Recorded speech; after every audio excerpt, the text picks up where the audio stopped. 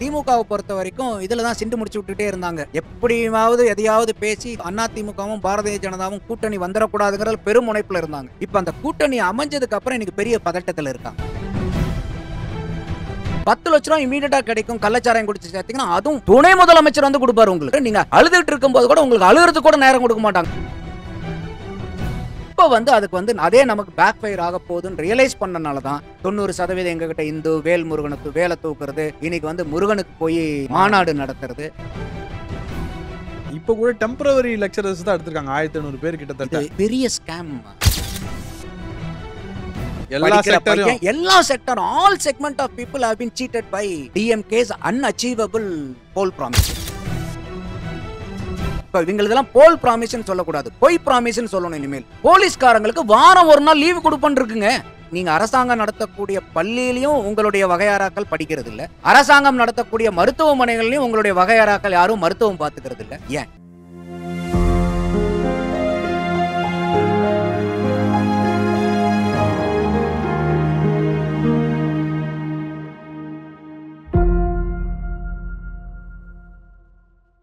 சாமானியர்களுக்கு வணக்கம். இன்றைய சிறப்பு இருந்து நம்ம கூட வந்து நந்தகுமார் சார் அவர்கள் இணைய போகிறார். தோல்வி முகத்தில் திமுக அப்படின்ற ஒரு விஷயம் வந்து பரபரப்பா பேசிட்டு இருக்கு. ஒரு தோல்வி முகம்ன்றதோட ஒரு மாசத்துக்கு முன்னாடி இது வந்து ஈஸி கேமு, 200 சீட்டு 210 சீட் அப்படின்னு சொல்லிட்டு இருந்தவர் ஒரு கூட்டணின்னு ஒன்று அதிமுக ஃபார்ம் பண்ண ஆரம்பிச்சோடனே தொடர்ந்து அந்த மொமெண்டத்தை லூஸ் பண்ணி இன்னைக்கு ஒரு டஃப் ஃபைட் அப்படின்ற ஒரு விஷயத்துல வந்து இந்த தேர்தல் வந்து நின்றுருக்கு. பார்ப்போம். நிறைய விஷயம் நந்தகுமார் சார்கிட்ட பேச போகிறோம். முதல் முறையாக அவர் நம்மளுடன் இணைந்திருக்கிறார். நிறைய கேள்விகள் கேட்போம். வாங்க சார். வணக்கம். வணக்கம் நாகராஜ் சார். ரொம்ப சந்தோஷம் சார், உங்களை ரொம்ப நாள் கழிச்சு ரொம்ப நாளாக மீட் பண்ணணும்னு சொல்லி இது பண்ணி இன்னைக்கு நம்ம இன்டர்வியூ எடுக்கிறோம். ரொம்ப சந்தோஷமா இருக்கு சார். 2021 தேர்தலில் திமுகவோட கேம் சேஞ்சிங் விஷயமா இருந்தது ஸ்டாலின் அவர்களோ கூட்டணி அவர்களோ எல்லாத்தையும் மீறி அந்த தேர்தல் அறிக்கை. ஸ்டாலின் அவர்கள் மேலே ஈர்ப்பு இருந்தால் அந்த வெற்றி சதவீதம் வந்து 10%, 7% ஸ்வீப் இருந்திருக்கும். பட் ஸ்வீப் இல்லை. பட் இந்த தேர்தல் அறிக்கையில் கொடுக்கப்பட்ட பல வாக்குறுதிகள் வந்து ஒரு அட்டென்ஷன் சீக்கிங்காக இருந்து நிறைய நடுத்தர மக்கள் வந்து ஓட்டு போட்டாங்க திமுக கூட்டணிக்கு. இப்போ அதில் நிறைய விஷயம் நடக்கலை, அதுதான் யதார்த்தமான உண்மை. இப்போ மக்களின் மனநிலை எப்படி இருக்கு? நான் அவனை ஓட்டு போட்டேன்ல, அந்த தேர்தல் இதெல்லாம் நம்பி தானே ஓட்டு போட்டேன். அனைத்து மகளிருக்கும் 1000 ரூபாய், 100 ரூபாய் கேப் சப்சிடி, மாசத்துக்கு 1 ரூபாய் வந்து நான் கரண்ட் பில் எடுப்பேன். இந்த மாதிரி பல வாக்குறுதிகள் இருக்குல்ல சார். குறிப்பாக மீனவர் சமுதாயம் வந்து அதிமுகலேருந்து ஒரு டெக்டானிக் ஷிஃப்ட் டிஎம்கேக்கு வந்தது காரணம் நான் வீடு கட்டித்தரேன். இந்த மாதிரி பல விஷயங்களை வந்து சொன்னாங்க சார். இதெல்லாம் நடக்கலை. இன்றைக்கு மக்கள் மனநிலை எப்படி இருக்கு? ஒரு பெருத்த ஏமாற்றமாக தான் இருக்கு. என்ன காரணம்னு கேட்டிங்கன்னா, இந்த சதுரங்க வேட்டை படத்தில் தான் மக்களை வந்து நீங்கள் சொல்கிற பிரகாரம் செய்யணும்னா அவங்களுடைய ஆசையை தூண்டி விடணும் அப்படின்பாங்க. நம்ம இந்த போன தடவை இந்த தேர்தல் அறிக்கை வந்து 10 வருஷம் ஆன்டி இன்கம்பன்சிக்கு அப்புறம் தான் திமுக ஆட்சியை பிடிக்கிறாங்க. போன 2016லையும் அவங்களுடைய வாக்கு வித்தியாசம் வந்து ரொம்ப மினிஸ்குல் டிஃப்ரென்ஸ் தான் இருந்துச்சு. 2021 பார்க்கும்போது அதை வந்து ரொம்ப கேப்சர் பண்ணணுங்கிறதுல பெரிய ஜெயலலிதா அவர்களுடைய மரணம், ஜல்லிக்கட்டு போராட்டம், இன்னும் எண்ணற்ற போராட்டங்கள் மூலியமா நிறையா வாங்க முடியும்னு நினச்சாங்க. பட் அவங்களுக்கு வந்து கலை யதார்த்தம் வந்து அந்தளவுக்கு ஈஸியாக இல்லைன்னு அப்போ தெரிஞ்சனால தான் இந்த வாக்குறுதி வந்து ரொம்ப முக்கியமான ஒரு அம்சமாக அவங்க பார்த்தாங்க. அதில் ஆல்மோஸ்ட் அவங்க 505 வாக்குறுதிகள் கொடுத்தாங்க. அந்த வாக்குறுதிகள் கொடுத்தது வந்து பார்த்திங்கன்னா எல்லாமே வெரி வெரி டால் கிளாம்ஸ். அப்போ வந்து பார்க்கும்போது எல்லா செக்மெண்ட்டுமே அவங்க வந்து கவர் பண்ணியிருந்தாங்க. ஏன்னா எந்த இடத்துலையும் கொஞ்சம் கூட நம்ம இந்த தடவை விட்டுறக்கூடாதுங்கிறதுல ரொம்ப பெருமுனைப்பு காமிச்சு அந்த வாக்குறுதிகளை வந்து அவங்க டிசைன் பண்ணாங்க. நான் அந்த வாக்குறுதி விடும்போதே வந்து நான் பல இடத்துல சொல்லியிருந்தேன், இது வந்து செய்ய முடியாத, டெலிவரி கொடுக்க முடியாத வாக்குறுதி. இதில் வேற இன்னும் வந்து ஒரு ஃபினான்சியல் எக்ஸ்பர்ட் பிடிஆரும் அந்த வாக்குறுதியை டிசைன் பண்ணுறதுல இருந்த நபர். எந்த அடிப்படையில் வந்து இதெல்லாம் கொடுக்குறாங்கன்னு தெரியல.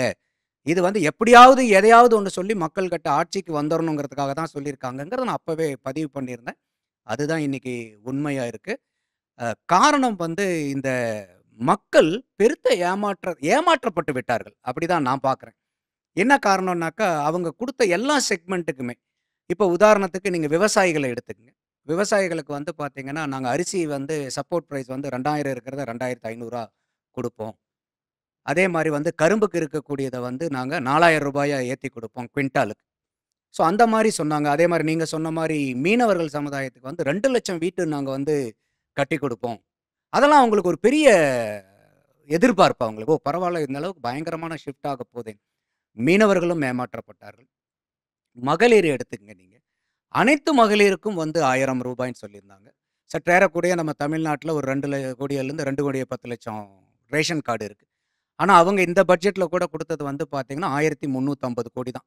விச் மீன்ஸ் 1,35,00,000 பேர்த்துக்கு தான் அவங்க 2,10,00,000 இருக்கிற இடத்துல இவ்வளோ அளவுக்கு தான் மகளிருக்கு வந்து அவங்க குடுத்துருக்காங்க. எனக்கு அதுல வந்து நெறைய மாற்று கருத்துக்கள் இருக்கு. அந்த மகளிருக்கான ரூ. 1000 வந்து ஒரு நான் சஸ்டெய்னபிள் புரோகிராம். அது வந்து ரொம்ப ரொம்ப எந்த ஒரு மாநிலத்தையும் பொருளாதாரத்துல பின்னுக்கு கொண்டு போகக்கூடிய திட்டம் அது. வெல்ஃபேர் ஸ்கீம் இல்ல அது.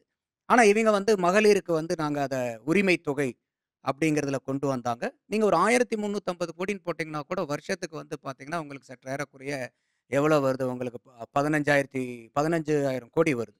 சற்று ஏறக்குறைய. அதுக்கப்புறம் நீங்க 8 வருஷம் நீங்க 5 வருஷத்துக்கு போடுங்க. 80,000 கோடி வந்துரும் உங்களுக்கு. 16,000 கோடின்னா 80,000 கோடி.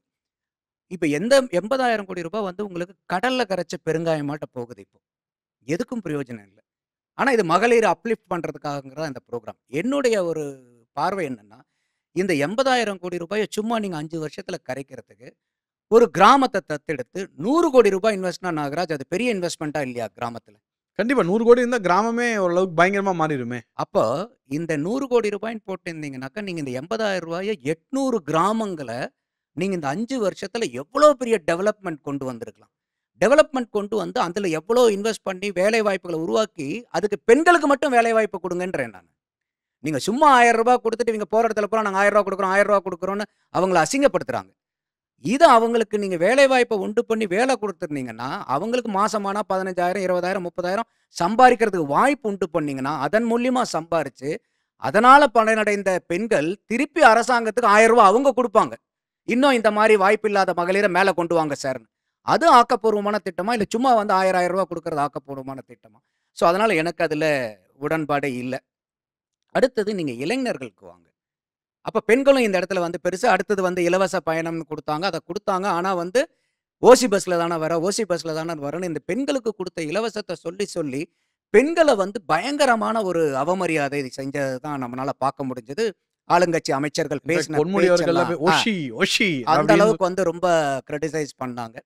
அடுத்தது நீங்க இப்போ மாணவர்கள் சைட்ல வந்தீங்கன்னா, ஹையர் செகண்டரி ஸ்கூல்ல படிக்கிற மாணவர்களுக்கு அப்புறம் நாங்க டேப்லெட் குடுக்குறோம் அப்டின்னாங்க. ஆமா. காலேஜுக்கும் குடுக்குறோம், ஹையர் செகண்டரி ஸ்கூலுக்கும் குடுக்குறோம்னு சொல்லியிருந்தாங்க. இப்ப தான் காலேஜுக்கு இந்த வருஷம் தான் வந்து நாங்க லேப்டாப் குடுக்குறோம்னு சொல்லிட்டு, அது ரூ. 2,000 கோடி வந்து 20,00,000 லேப்டாப்ன்னு வெறும் ரூ. 10,000 ஸ்கீம்ல வந்து லேப்டாப் கொண்டு வந்தாங்க. அத நான் ஏற்கனவே கிரிட்டிசைஸ் பண்ணியிருந்தேன். நீங்க காலேஜ்ல படிக்கிற லேப்டாப் அது வந்து ஹை எண்டா இருக்கணும். நீங்க ஒரு ரூ. 10,000 ஒரு லேப்டாப் வாங்கி குடுத்தா, அவன் எப்படி எந்த சாஃப்ட்வேர, எந்த அப்ளிகேஷன, எந்த டூல அவனால யூஸ் பண்ண முடியும். அதுக்கப்புறம் திருப்பி வந்து இப்ப கொஞ்சம் அதுல வந்து அலாட்மென்ட் வந்து கொஞ்சம் என்ஹான்ஸ் பண்ணியிருக்காங்க. அப்ப இது பெரிய ஏமாற்றம். பள்ளியில படிக்கக்கூடிய டிஃபரண்ட்லி ஏபிள்டு ஸ்டூடண்ட்ஸ்க்கு வந்து மோட்டாரைஸ்டு 3 வீலர் குடுக்குறேன்னு சொல்லியிருந்தாங்க. அதெல்லாம் வந்து அந்த டிஃபரண்ட்லி ஏபிள்டு பீப்பிள்ல ரொம்ப எதிர்பார்க்கப்பட்டது. இன்ஃபாக்ட் அவங்கலாம் வந்து அவங்க அப்பா, அம்மா வந்து நெறைய பேரு இந்த ஆட்சி நமக்கு ஒரு விடிவு வந்துரும். இதெல்லாம் குடுக்குறாங்க. ஏன்னா, அது ரொம்ப அந்த மோட்டரைஸ்ட் ஆமா. இதுன்றது அவங்க இப்ப கொஞ்சம் வெல் அஃப்ளூயன்ட்டா இருந்தா அவங்களுக்கு பரவால்ல. எப்படியாவது லோன போட்டு வாங்க முடியும். கிரெடிட் கார்ட்ல தேய்ச்சு வாங்க முடியும். எதாவது பண்ணிருவாங்க. பட் நம்ப ஊரே வந்து லோவர் மிடில் கிளாஸ் அது கீழ தான் அதிகமா கரெக்ட். இருக்கும்போது, அவங்க அப்பா, அம்மாலாம் ரைட் நம்ம குழந்தைக்கு ஒரு வண்டி வந்துற போதுன்னு சொல்லிட்டு ரொம்ப ஆசையா கூட ஓட் பண்ணியிருக்கலாம்ல. ஆமா. அதத்தான் சொல்ல வரேன். அதனால தான் செக்மென்ட் வைஸா சொல்றேன். அப்ப இந்த ஸ்டூடண்ட்ஸ்க்கு வந்து டேப்லெட் குடுக்குறேன்னது, அதே மாரி மோட்டரைஸ்டு 3 வீலர்ஸ் குடுக்குறது டிஃபரண்ட்லி ஏபிள்டு பெர்சனுக்கு. எல்லாத்துக்கும் மேல ஒரு பெரிய ஏமாற்றம் என்ன கொண்டு வந்தாங்கன்னா, நீட்ட நாங்க பேன் பண்ணிடுவோம். அப்படிங்கிற வாக்குறுதி இருக்குது. சார் 160வது வாக்குறுதி. அந்த 120வது நீட் பேனு. அதே அதுக்கான சீக்ரெட் வந்து எங்களுக்கு தெரியும் அப்படின்னு மந்திர சொன்னாரு. தந்திரம்லாம் முதல் தெரியும்னாரு. கையெழுத்து நான் போடுவேன் அப்படின்னு சொன்னாரு. ஆட்சிக்கு வந்து 4 வருடம் ஆயிடுச்சு. துணை முதல்வராகி உதயநிதி அவர்கள் வந்து துணை முதல்வரா பொறுப்பேற்று 1 வருஷம் கிட்டத்தட்ட ஆகப்போது. இதுல எதுவுமே வந்து நடக்கல அப்படின்றபோது, மாணவர்களோட அப்பா, அம்மா பெற்றோர்களுக்கும் அந்த கோவம் வருது.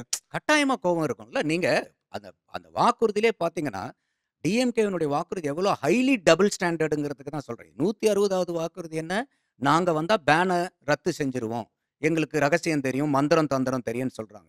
அதே பக்கத்த திருப்பிட்டு வந்தீங்கன்னா, 332வது வாக்குறுதி, நாங்க ஆட்சிக்கு வரும்போது, இந்த 7.5% இருக்கக்கூடிய உள்ளொதுக்கீடு, அரசாங்க பள்ளி மாணவர்களுக்கான மருத்துவ படிப்புக்கான உள்ளொதுக்கீடு 7.5 நாங்க வந்தோம்னா 10% உயர்த்தி குடுப்போம்ன்னு சொல்லியிருக்காங்க. அப்போ உங்கனால வந்து நீட்ட பேன் பண்ணக்கூடிய வல்லமை உங்ககிட்ட இருந்துச்சுன்னா, எதுக்காக வந்து நாங்க இத 10ஆ உயர்த்தி குடுக்குறோம்னு நீங்க கமிட்மெண்ட் குடுக்குறீங்க? ஏன்னா, அவங்க எடப்பாடியார் அவர்கள் வந்து அந்த இடத்துல 7.5% உள்ளொதுக்கீடு கொண்டு வந்தது மிகவும் பாராட்டப்பட வேண்டிய விஷயம். அதற்கப்புறம் ஏழை அரசாங்க மாணவர்கள் வந்து நெறைய பேர் வந்து மெடிக்கல் சேர்ந்தாங்க. ஆமா. நீங்க இன்னைக்கு தமிழ்நாட்டுல வந்து பார்த்தீங்கன்னா, 13,600 மெடிக்கல் சீட் இருக்கு. அதுல வந்து பார்த்தீங்கன்னா, நமக்கு சிஸ்டம் தெரியும் உங்களுக்கு. நார்மல் ஸ்டேட் கவர்ன்மெண்ட் இதுல வந்து 15% ஆல் இண்டியா கோட்டா குடுக்கணும். செல்ஃப் ஃபினான்சிங் காலேஜ்ல வந்து 50% தமிழ்நாடு அத ஃபில் பண்ணணும். கவர்ன்மெண்ட் காலேஜ்ல மீதி இருக்கிற 85 அதெல்லாம் கூட்டி கழிச்சு பார்த்தீங்கன்னா, ஒரு 13,600 டூ 13,800 சீட் வருது. அதுல இந்த 7.5% உள்ளொதுக்கீடுங்கும்போது, ஒவ்வொரு வருஷத்துக்கும் ஒரு 675 மாணவர்கள் சற்று ஏறக்குறைய அரசாங்க பள்ளியில படிக்கக்கூடிய ஏழை மாணவர்கள் மருத்துவக் கல்லூரியில போய் சேரக்கூடிய வாய்ப்ப வந்து எடப்பாடியார் உண்டு பண்ணாரு, இந்த 7.5% உள்ளொதுக்கீடுல. அது மட்டும் இல்லாம, இந்த மாரி போய் செய்யக்கூடிய மாணவர்களுக்கு, அது அரசாங்க கல்லூரியா இருந்தாலும் சரி, தனியார் கல்லூரியில இருந்தாலும் இந்த 7.5% உள்ளொதுக்கீடுல போறவைங்களுக்கு முற்றிலும் இலவசம் மருத்துவ படிப்பு. 5 நயா பைசா கிடையாது. ஆனா, இவங்க வந்து திமுக என்ன வாக்குறுதி குடுத்திருந்தாங்கன்னா, இது கவர்ன்மென்ட் ஸ்கூலுக்கு மட்டும் தான். நாங்க வந்தோம்னா வந்து கவர்ன்மென்ட் எய்டட் ஸ்கூலுக்கும் அந்த 2.5% பேலன்ஸ குடுப்போம்ன்னு சொல்லியிருந்தாங்க. இதுல 7.5 மறுபடியும் அதுல ஒரு 2.5 அப்போ இன்னைக்கு நீங்க 10ன்னு சொன்னத குடுத்திருந்தாவே, இன்னும் அடிஷனலா வந்து ஒரு 200 டூ 250 மாணவர்கள் வருஷத்துக்கு வந்து ஏழை மாணவர்கள் இலவசமா மருத்துவக் கல்லூரிக்கு போறதுக்கு வாய்ப்பு உண்டு பண்ணியிருக்கலாம். வெறும் 200ன்னே வைங்க. 5 வருஷத்துக்கு 1000 மாணவர்கள்.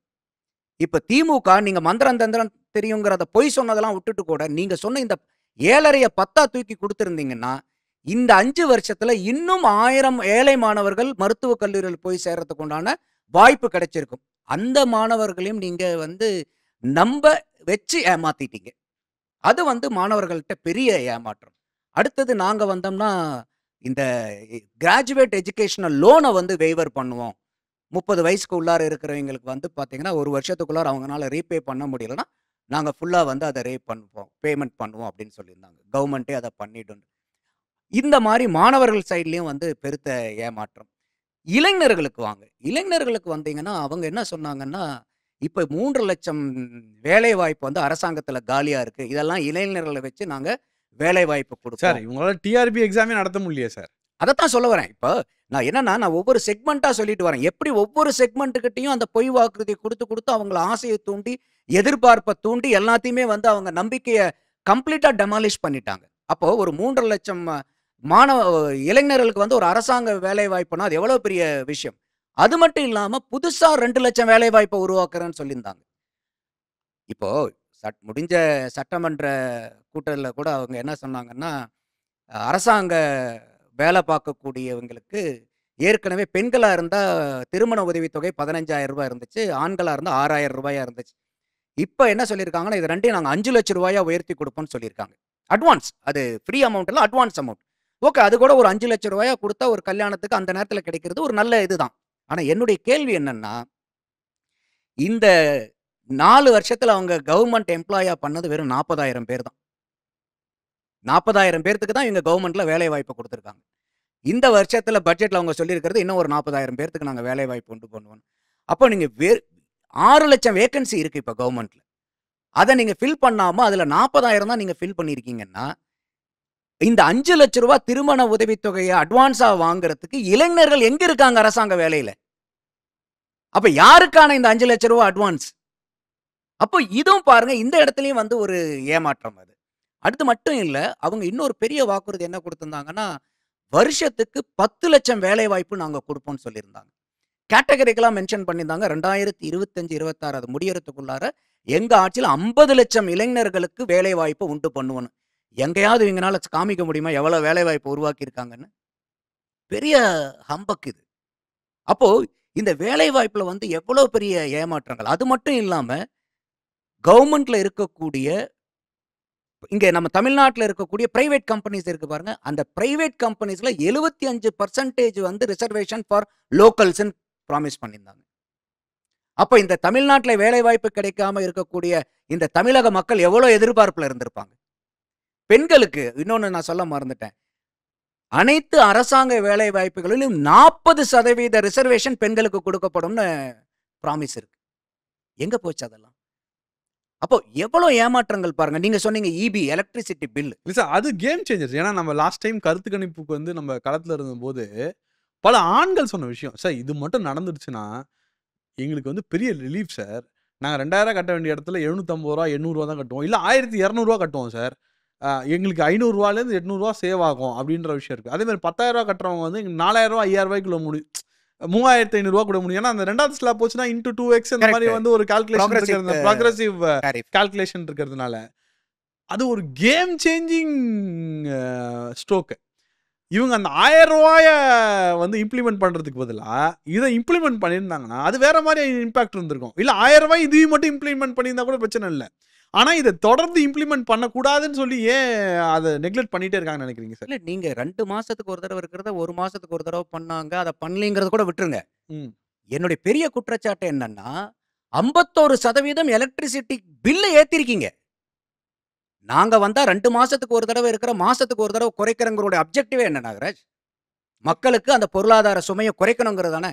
கரண்ட் பில்லு கட்டக்கூடிய அமௌண்ட் அவங்க எலெக்ஷன் அந்த மேனிஃபெஸ்டோல அவங்க என்ன சொல்லியிருக்காங்கன்னா, சற்றேறக்குறைய 1000 யூனிட் யூஸ் பண்றவங்களுக்கு வருஷத்துக்கு ஒரு ரூ. 6000. அவங்க கணக்கு ரூ. 500 அன்னைக்கு இருந்த விலையில. நீங்க இப்ப இன்னைக்கு இருக்கிற விலையை கால்குலேட் பண்ணீங்கன்னா எங்கேயோ போயிடும். அப்போ நீங்க சொன்னதை செய்யலன்னா கூட பரவாயில்ல. இப்ப இன்னொன்னு திமுக என்ன சொல்லுவாங்க, நாங்க சொல்லாததையும் செஞ்சோம்ல அப்படின்பாங்க. அங்கதான் கேள்வி வருது. இன்னைக்கு எலக்ட்ரிசிட்டி பில் 51% ஏத்திருக்கீங்க.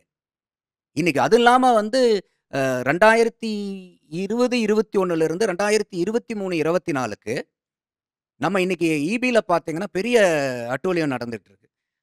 அவங்க இன்னொரு வாக்குறுதி என்ன குடுத்திருக்காங்கன்னா, அதுல இந்த மாரி பப்ளிக் செக்டார் யூனிட்ஸும், கவர்ன்மெண்ட் இதுவும் வந்து ஹை புரொடக்டிவிட்டியா, எஃபிஷியன்ட்டா வொர்க் பண்றதுக்காக ஹை லெவல் கமிட்டி நாங்க ஃபார்ம் பண்ணுவோங்கிறது one of the poll promise அவங்களுது.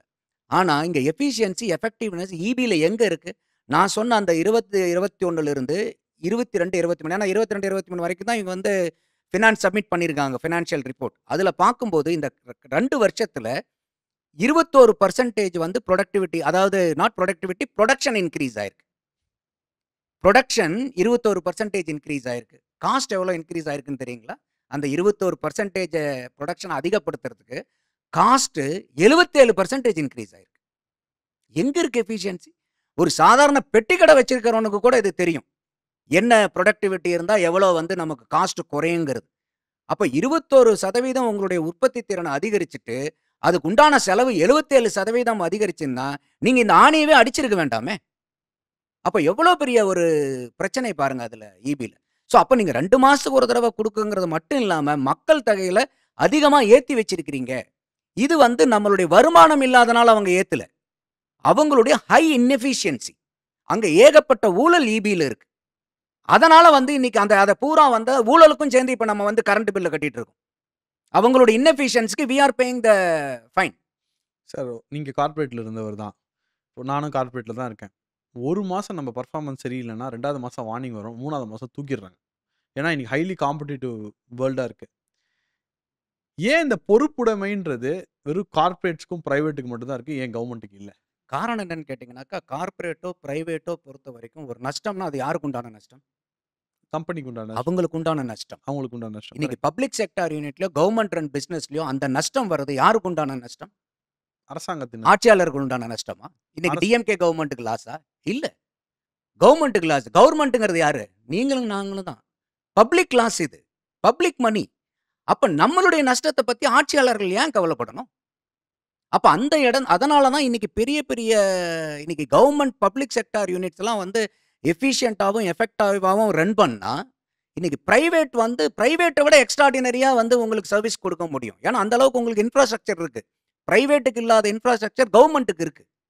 அப்ப நீங்க எக்ஸ்ட்ரார்டினரி சர்வீசஸ் குடுக்கலாம். நீங்க எக்ஸ்ட்ரார்டினரி ப்ராடக்ட் குடுக்கலாம் நீங்க பப்ளிக்குக்கு at a very affordable price. அப்ப இன்னைக்கு நல்லா யோசிச்சு பாருங்க. இந்த மாரி வந்து பப்ளிக் செக்டார் ஃபங்ஷன் பண்ணிட்டு இருந்துச்சுன்னா, எப்படி வந்து மக்கள் வந்து பிரைவேடைசேஷனுக்கு போகாம இருப்பாங்க? அப்ப இன்னைக்கு மக்கள் பிரைவேட்ட நோக்கி போறது என்ன? கவர்ன்மெண்ட்ல வாங்குறத விட பொருள் எனக்கு அங்க நல்லா இருக்கு. அங்க விட காசு அங்க நல்லா இருக்கு. நீங்க வந்து சர்வீஸ் குடுக்க மாட்டேங்கிறீங்க. எனக்கு அவன் ஃபேன்டாஸ்டிக் சர்வீஸ் குடுக்குறான். அப்படிங்கும்போது அங்க தானே போவாங்க. அப்போ அப்போ இதெல்லாம் நீங்க பார்க்கும்போது என்னன்னா, மக்களுக்கு என்ன மிஞ்சுது கடைசில? அப்போ இந்த மாரி வந்து ஹைலி இன்எஃபிஷியன்ட். அடுத்தது கேஸ் சிலிண்டருக்கு வந்து ரூ. 100 நாங்க ரூ. 100 குடுப்போம். அதுல வேற வித்தின் பிராக்கெட்ல வந்து ஒன்லி 1 சிலிண்டர் பெர் மந்த்ன்னு வேற எம்பசைஸ். ஆனா சில பேர் நீங்க 2, 3 சிலிண்டர் யூஸ் பண்ணீங்க. அதுக்கெல்லாம் நாங்க குடுக்க நாங்க மாட்டோம். ஒண்ணுத்துக்கு தான் குடுப்போம். ஒண்ணுக்கு தான் குடுப்போம் ரூ. 100 அப்படின்னு அதுல வேற வந்து இது. அப்ப அதுல எவ்வளோ பெரிய ஏமாற்று வேலைகள். அடுத்தது பெட்ரோல், டீசல் விலை. ஆமா. வரலாம். டெய்லி நம்ம பாக்கெட்ல இருந்து வெளிய போறது காசு. பெட்ரோல், டீசல்ல தான். பெட்ரோலுக்கு ரூ. 5 தருவோம். டீசலுக்கு ரூ. 4 குறைப்போம்னாங்க. கடைசில வந்து பிடிஆர் என்ன சொன்னாரு, நாங்க எப்ப சொல்லுவோம், என்னைக்கு செய்வோம்னு சொன்னோமா? நாங்க நாங்க 10 வருஷம் செய்யறத கழிச்சு செய்ய வேண்டிய செய்வோம். நேரத்துல நாங்க செய்வோம். அதுவரைக்கும் நீங்க கேட்கக்கூடாதுன்னு ரஜினி டயலாக்லாம் பேசினார். அப்புறம் ஐவாஷ் மாரி ஒரு ரூ. 2 மட்டும் குறைச்சு விட்டுட்டு அதுக்கப்புறம் இன்னைக்கு வரைக்கும் பேச்சு கிடையாது. ஆனா இன்னைக்கு வரைக்கும் இங்க பேசுறது என்னன்னா, சென்ட்ரல் கவர்ன்மெண்ட்ல வந்து ஆயில் பிரைஸஸ் குறைஞ்சு போச்சு. ஏன் அவங்க அத குறைக்கலன்னு கேட்பாங்க. ஏன் நீங்க இங்க குறைச்சிட்டு போங்க. நீங்க குடுத்த போல் ப்ராமிஸ் தானே சார் இது. அப்போ எந்த அளவுக்கு வந்து பிரச்சனை இருக்குது பாருங்க. சார் இந்த தாலிக்கு தங்கத்தை ஏன் நிறுத்துனாங்க சார்? அ அது வந்து பார்த்தீங்கன்னா, பெண்களினுடைய சைட்ல வந்து ஏடிஎம்கே கொண்டு வந்தது வண்டர்ஃபுல் ஸ்கீம். ஏன்னா, இன்னைக்கு வந்து நம்மளுடைய கலாச்சார ரீதியா ஒரு தாலிங்கிறது வந்து ஒரு பெரிய சென்டிமெண்டல் மேட்டர். இன்னைக்கும் நீங்க அந்த தாலி சென்டிமெண்ட் எடுத்தீங்கன்னா படம் ஓடும். அந்த மாரி எவ்வளோ பெரிய நீங்க அட்வான்ஸ்டு நாங்க ரொம்ப வெஸ்டர்னைஸ்டு அப்படி இப்படின்னு இன்னைக்கு இருக்கக்கூடிய ஆட்கள் எல்லாமே ஒரு சொல்லிக்கிட்டா கூட, அந்த தாலின்னு வரும்போது நம்மளுடைய கலாச்சாரத்தினுடைய அடிநாதம் அந்த திருமண வாழ்க்கை, இல்லற வாழ்க்கை, இந்த ஃபேமிலி இந்த ஃபேப்ரிக் தான் ரொம்ப இம்பார்ட்டன்ட். அப்ப அந்த தாலிக்கு தங்கம் குடுக்கும்போது, இன்னைக்கு தங்கம் வாங்குறதுக்கு முடியாத எத்தனையோ ஏழை குடும்பங்கள் இருக்காங்க. அதுவும் இன்னைக்கு ரேட்ட யோசிச்சு பாருங்க. இன்னைக்கு தங்கம் வந்து பார்த்தீங்கன்னா, பவுன் ரூ. 73 ரூ. 72,000 வந்துருச்சு. அப்ப இன்னைக்கு வந்து சாமானியன் ஒரு தங்கம் வாங்கணும்னா முடியாதுங்கிறனால தான், அன்னைக்கு வந்து ஜெயலலிதா அவர்கள் வந்து அன்னைக்கு இருந்த பொருளாதாரத்துக்கும், அன்னைக்கும் வாங்க முடியாத ஏழைகள் நெறையா இருக்கும்போது, அவங்க வந்து இந்த தாலிக்கு தங்கம்ங்கிறத கொண்டு வரும்போது, அது ஒரு பெரிய கிரேட் அப்பீல் ஃபார் ஜெயலலிதா அவங்க. ஸோ, அதனால தான் வந்து பார்த்தீங்கன்னா, அவங்க வந்து ஒரு அம்மாங்கிற பிராண்டிங் வந்து மக்கள் கிட்ட கொண்டு வந்தாங்க. அது செய்யப்பட்டதோ, இல்ல மக்களால உருவாக்கப்பட்டதோ, but she lived up to that. But இப்ப வந்து இவரும் பண்றாரு, நான் அப்பாங்கிறாரு. ஆனா ஒரு அப்பாவா இருக்கிறவர் வந்து இன்னைக்கு டாஸ்மாக்க ப்ரமோட் பண்ணிட்டு இருக்காங்க. ஸோ, அப்ப இந்த இடத்துல தான் வந்து நீங்க பிராண்டிங் பண்ணுங்க தப்பு இல்ல. பட் அப்பான்னு சொல்லக்கூடிய அளவுக்கு நீங்க என்ன செய்றீங்க? சார் கள்ளச்சாராயம் குடுத்து செத்தா 10 லட்சம் தான் கிடைக்கும் சார். இம்மீடியட்டா கிடைக்கும். அதுவும் இமிடியேட்டா இன்ஸ்டன்ட்டா கிடைக்கும். கிடைக்கும். இன்ஸ்டன்ட்டா கிடைக்கும். லேட்லாம் கிடையாது. நீங்க எங்க இப்ப எவ்வளோ பெரிய கம்பெனில எவ்வளோக்கு நீங்க இன்சூரன்ஸ் போட்டிருந்தா கூட அதுக்கு டைம் ஆகும். ரூ. 10,00,000 இம்மீடியட்டா கிடைக்கும். கள்ளச்சாராயம் குடிச்சு சேர்த்தீங்கன்னா, அதுவும் துணை முதலமைச்சர் வந்து குடுப்பாரு உங்களுக்கு. வேற யாரும் வந்து டெலிவரி பண்ண மாட்டாங்க. அவரே உங்க டோர் ஸ்டெப்புக்கு வந்து ரூ. 10,00,000 இம்மீடியட்டா குடுத்துட்டு போவாரு. நீங்க அழுதுட்டு இருக்கும்போது கூட உங்களுக்கு அழுகுறதுக்கு கூட நேரம் குடுக்க மாட்டாங்க. வந்த உடனே காச குடுத்துருவாங்க ரூ. 10,00,000. அவ்வளோ இன்ஸ்டன்ட் டெலிவரி. கள்ளச்சாராயம் குடிச்சா. அப்ப இதெல்லாம் எந்த இடத்துல நம்ம போய்க்கிட்டு இருக்கிறோம் நம்மளுடைய சமுதாயம்னு யோசிச்சு பார்க்கணும் இல்லையா? அப்போ நீங்க குடுக்கக்கூடிய வாக்குறுதிகள் இந்த மாரி நெறைய சொல்லிட்டு போலாம். இதுல வேற ராசா சொல்றாரு, நாங்க 98% நாங்க வந்து குடுத்த வாக்குறுதிய நிறைவேத்திட்டோம் தெரியுமா? வாங்க நான் கூப்பிடுறேன் அமித்ஷாவ வாங்க எங்கூட வாதம் பண்ண வாங்க. நான் நான் கூப்பிடுறேன். நயினார் வந்து போட்டு உடைச்சு விட்டாரு. இந்த முதல்ல இதுல ஸ்கீம்லாம் என்ன பண்ணுன்னு சொல்லி அதுக்கப்புறம் நம்ம கிட்ட வரட்டும் பாத்துக்கலாம். அவரு. ராசா அங்க போறதெல்லாம் இருக்கட்டும். நம்மள மாரி ஆளுங்க கிட்ட அவங்கள வர சொல்லுங்க. ஒரு 505 வாக்குறுதியில நீங்க 98% போட்டீங்கன்னா எத்தன? 497. அப்ப இந்த 505ல வந்து பார்த்தீங்கன்னா, நீங்க நிறைவேற்றாத வாக்குறுதி வெறும் 8 வாக்குறுதி தானா? சார் 8 வாக்குறுதி நிறைவேற்றிருக்காங்களா சொன்னதுல? இல்ல 8 வாக்குறுதில நிறைவேற்றியிருக்காங்க. அதெல்லாம் அது நம்ம நிறைவேற்றியிருக்காங்க. அது நம்ம பார்க்கணும். அது பண்ணிருக்காங்க. அதெல்லாம் மினிமம் பண்ணியிருப்பாங்க. கேரண்டி அதெல்லாம் பண்ணியிருப்பாங்க. ஆனா, இப்ப இதுதான் சொல்ல வரேன். அப்பாவது ஒரு பொய்ய திரும்ப, திரும்ப, திரும்ப, திரும்ப, திரும்ப, திரும்ப சொல்லும்போது அது உண்மையா மாறும். அதுல வந்து இவங்க டிஎம்கே வந்து அந்த ரூட்ட எடுக்குறாங்க இப்போ. ஆனா மக்களுக்கு வந்து இன்னைக்கு எந்த அளவுக்கு வந்து எதார்த்தமா கிடைக்கலையே. தெரியுது. கிடைக்கலையே உங்களுக்கு. சொன்ன விஷயம் உங்களுக்கு கிடைக்கலையே. இப்ப நீங்க இதெல்லாம் தான் வந்து இப்ப 505யும் பெருசா போய் மக்கள் பார்த்திருக்க போறதில்ல. ஆனா இந்த மாரி வந்து இம்மீடியட்டா வந்து உங்களுடைய ஆசைய தூண்டி ஓட்டா வாங்குறதுக்கு இப்ப நம்ம பேசினதெல்லாம் வந்து வாக்குறுதிகள். மக்கள வந்து ரொம்ப சுலபமா வந்து அவங்க இது பண்ணக்கூடிய வாக்குறுதிகள். தினந்தோறும் பேசக்கூடிய பிரச்சனைகள். அப்ப இந்த பிரச்சனைய கூட நீங்க தீர்க்கலன்னா, ஒரு சாமானியன் வந்து 505 வாக்குறுதியும் போய் படிக்க மாட்டான். ஆனா இப்ப நம்ம பேசினதெல்லாம் எல்லாருமே பேசியிருப்பாங்களா இல்லையா? கண்டிப்பா பேசிருப்பாங்க. யோசிப்பாங்களா இல்லையா? கண்டிப்பா யோசிச்சிருப்பாங்க. அப்போ இது வந்து ஒரு பெரிய அவநம்பிக்கைய இன்னைக்கு திமுக அரசாங்கத்து மேல இது வந்து உருவாக்கியிருக்கு. அது மட்டும் இல்லாம சிஏஏ வந்தபோது இவங்க பெரிய கலாட்டா பண்ணிட்டு இருந்தாங்க. அப்ப வந்து முஸ்லிம்களுக்கு பூராமே வந்து தூக்கிருவாங்க, நாடு கடத்திருவாங்க. ஒரு முஸ்லீம் கூட வந்து வாழ முடியாது. டீபோர்ட் பண்ணிடுவாங்க. அவங்கள வந்து கொட்டாயில அடைச்சு வச்சுருவாங்கன்னு எவ்வளோ இது. டெல்லியில அவங்க அந்த ஷாஹீன்பாக்ல உட்கார்ந்ததுக்கு அப்புறம் இங்க 2 மாசம் கழிச்சு தான் இங்க வந்து உட்கார்றாங்க. உடனேலாம் அவங்க போராடல. 2 மாசம் கழிச்சு. அப்ப உட்கார்ந்தபோது இவ்வளோ இது. இன்னைக்கு வரைக்கும் எங்கேயாவது வந்து எந்த முஸ்லிம்களுக்காவது பாதிப்பு ஏற்பட்டிருக்கா? எங்கேயாவது இந்திய சார் முஸ்லீமை வெளியே அனுப்பிச்சிருக்காங்களா? ஒரு இந்திய முஸ்லீமை கூட, இந்தியரா இருக்கிற ஒரு முஸ்லீமை கூட வெளிய அனுப்பல. இன்ஃபேக்ட் சொல்லப்போனா பங்களாதேஷ் வந்தவங்கள கூட எப்படி அகாமடேட் பண்ணி, எப்படி அட்ஜஸ்ட் பண்ணி, எப்படி சகித்து கொண்டு அவங்கள நடத்தணும்னு தான் பார்க்குறாங்க தவிர, யாரையுமே அந்த வெளில அனுப்பணும், அந்த விஷயத்த வந்து மோடி அரசாங்கம் என்றுமே செஞ்சதில்ல. இந்திய முஸ்லீமா இருக்கவனுக்கு பிரச்சனையே கிடையாது சார். அப்போ இதனுடைய நிலைப்பாடு வந்து அவங்களுக்கு எவ்வளவு இரட்டை நிலைப்பாடுங்கிறது இன்னைக்கு பப்ளிக் புரிஞ்சுட்டாங்க. அப்ப வந்து என்ன சொல்லிட்டு இருந்தாங்கன்னா, இந்த தேர்தல் வாக்குறுதியை நாங்க ஸ்ரீலங்கன் தமிழ் ரெஃப்யூஜீஸ்க்கு வந்து குடியுரிமை வாங்கி குடுப்போம்னாங்க. எங்க வாங்கி குடுத்தாங்க இதுவரைக்கும்? அதுவரைக்கும் ஏதாவது ஒரு போராட்டம் நடத்தியிருக்காங்களா? இலங்கை தமிழர்களுக்காக? இங்க ரெஃப்யூஜி எத்தனை பேர் இருக்காங்க? அவங்களுக்கு குடியுரிமை வாங்கி தருவோம்னு சொல்லியிருக்காங்க. இன்னைக்கு வரைக்கும் ஏதாவது அதுக்காக நடவடிக்கை எடுத்தீங்களா? ஒரு நடவடிக்கையுமே இல்லையே! சார், காங்கிரஸு இலங்கை தமிழருக்கு என்ன செஞ்சாங்கன்னு தெரியும். ம். 2016ல இவரும் அவங்க அப்பாவும் பிரஸ் மீட் என்ன குடுத்தாரு, முதல்வர் அவர்களும், கலைஞர் அவர்களும் என்ன பிரஸ் மீட் குடுத்தாங்க அப்படின்றது எல்லாருக்கும் தெரியும்.